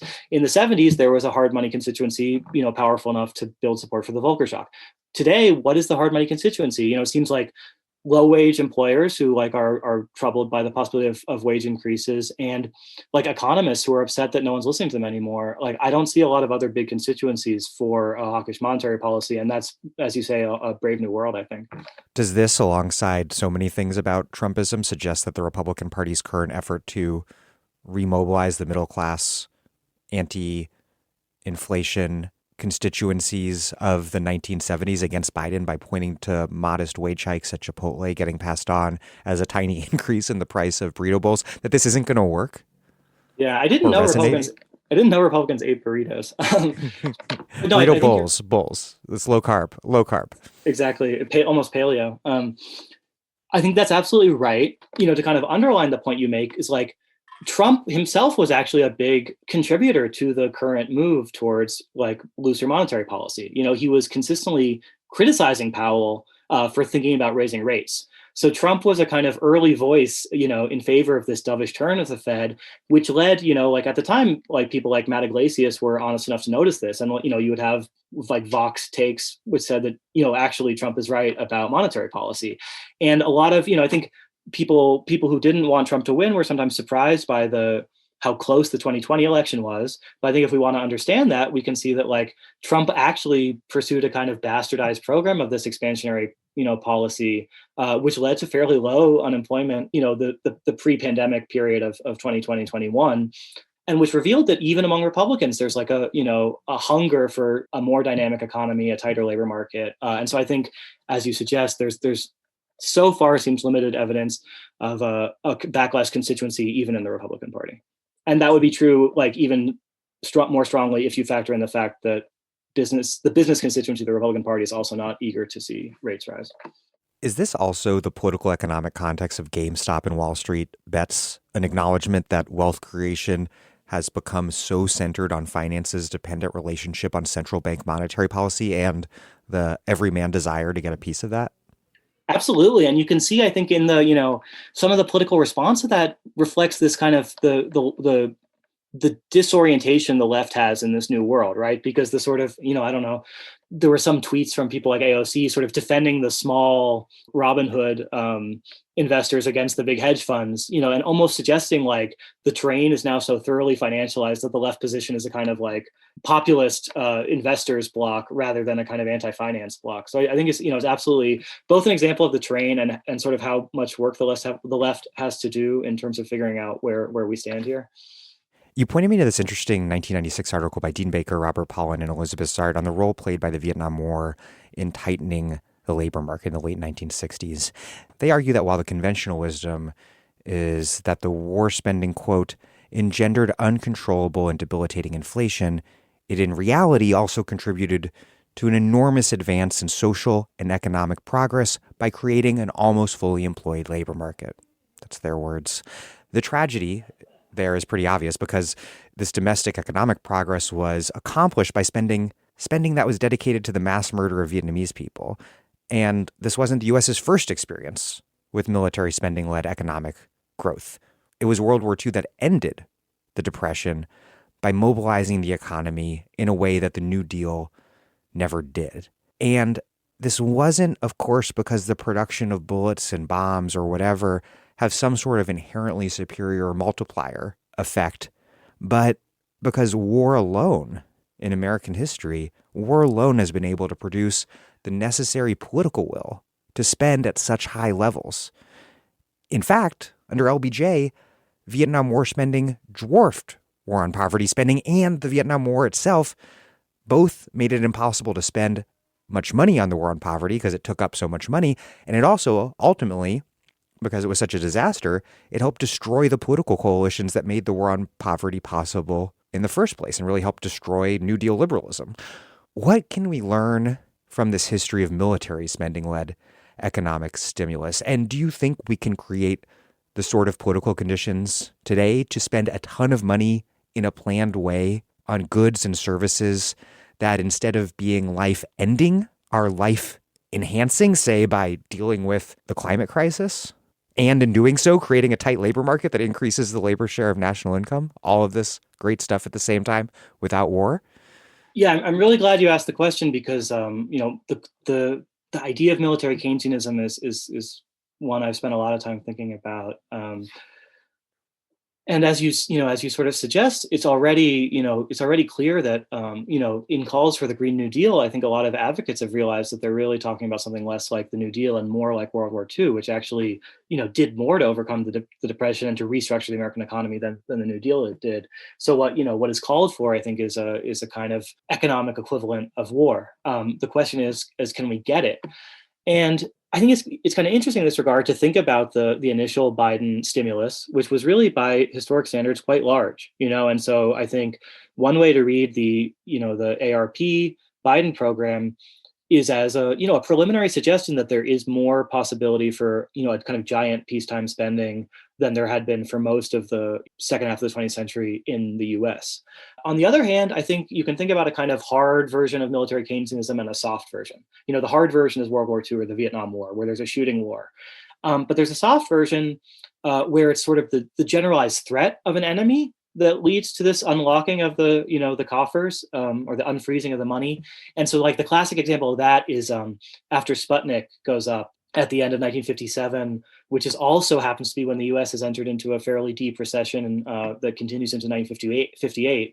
In the wake of Sputnik, you see a big increase in government spending, both on things like ICBMs, but also in terms of like education and stuff. And so that's sort of an example of this technically peacetime stimulus, which is still in some deep sense motivated by an international rivalry. And I think you can apply that lens to the Biden program, which, all the insiders in his administration tell us is motivated by a fear of competition with China.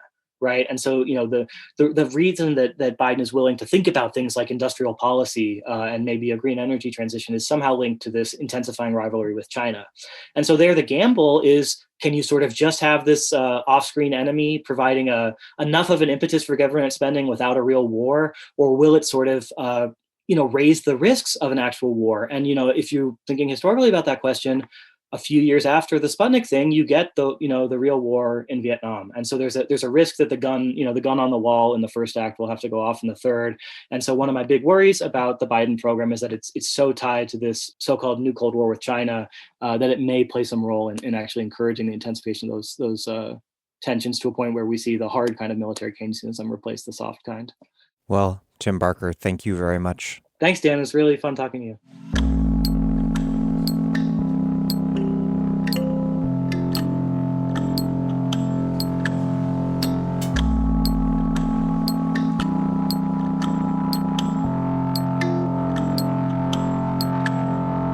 Tim Barker is a historian of modern capitalism and an editor for Dissent and Phenomenal World. Thank you for listening to The Dig from Jacobin Magazine. As Marx once said, after noting that, at the best of times, an increase in wages means only a quantitative reduction in the amount of unpaid labor the worker has to supply. This reduction can never go so far as to threaten the system itself. While other podcasts have only interpreted the world in various ways, our point is to change it. We're posting new episodes every week, usually this July and August, every other week. The Dig was produced by Alex Lewis, music by Jeffrey Brodsky. It was recorded at WBRU in Providence. Our communications coordinators are Izzy Olive and Tamuz Frankel. Our senior advisor is Thea Riafrancos. Check out our vast archives at thedigradio.com. Follow us on Twitter at The Dig Radio, same on Facebook. And please find us wherever you get podcasts and subscribe if you're not doing so already. And if you could, please take a moment on iTunes or wherever to leave us a nice review. Those reviews help introduce us to new listeners. But what really and truly does that is you telling people you know about the show, why they should listen to it, and what not. Please make propaganda for us. Thank you.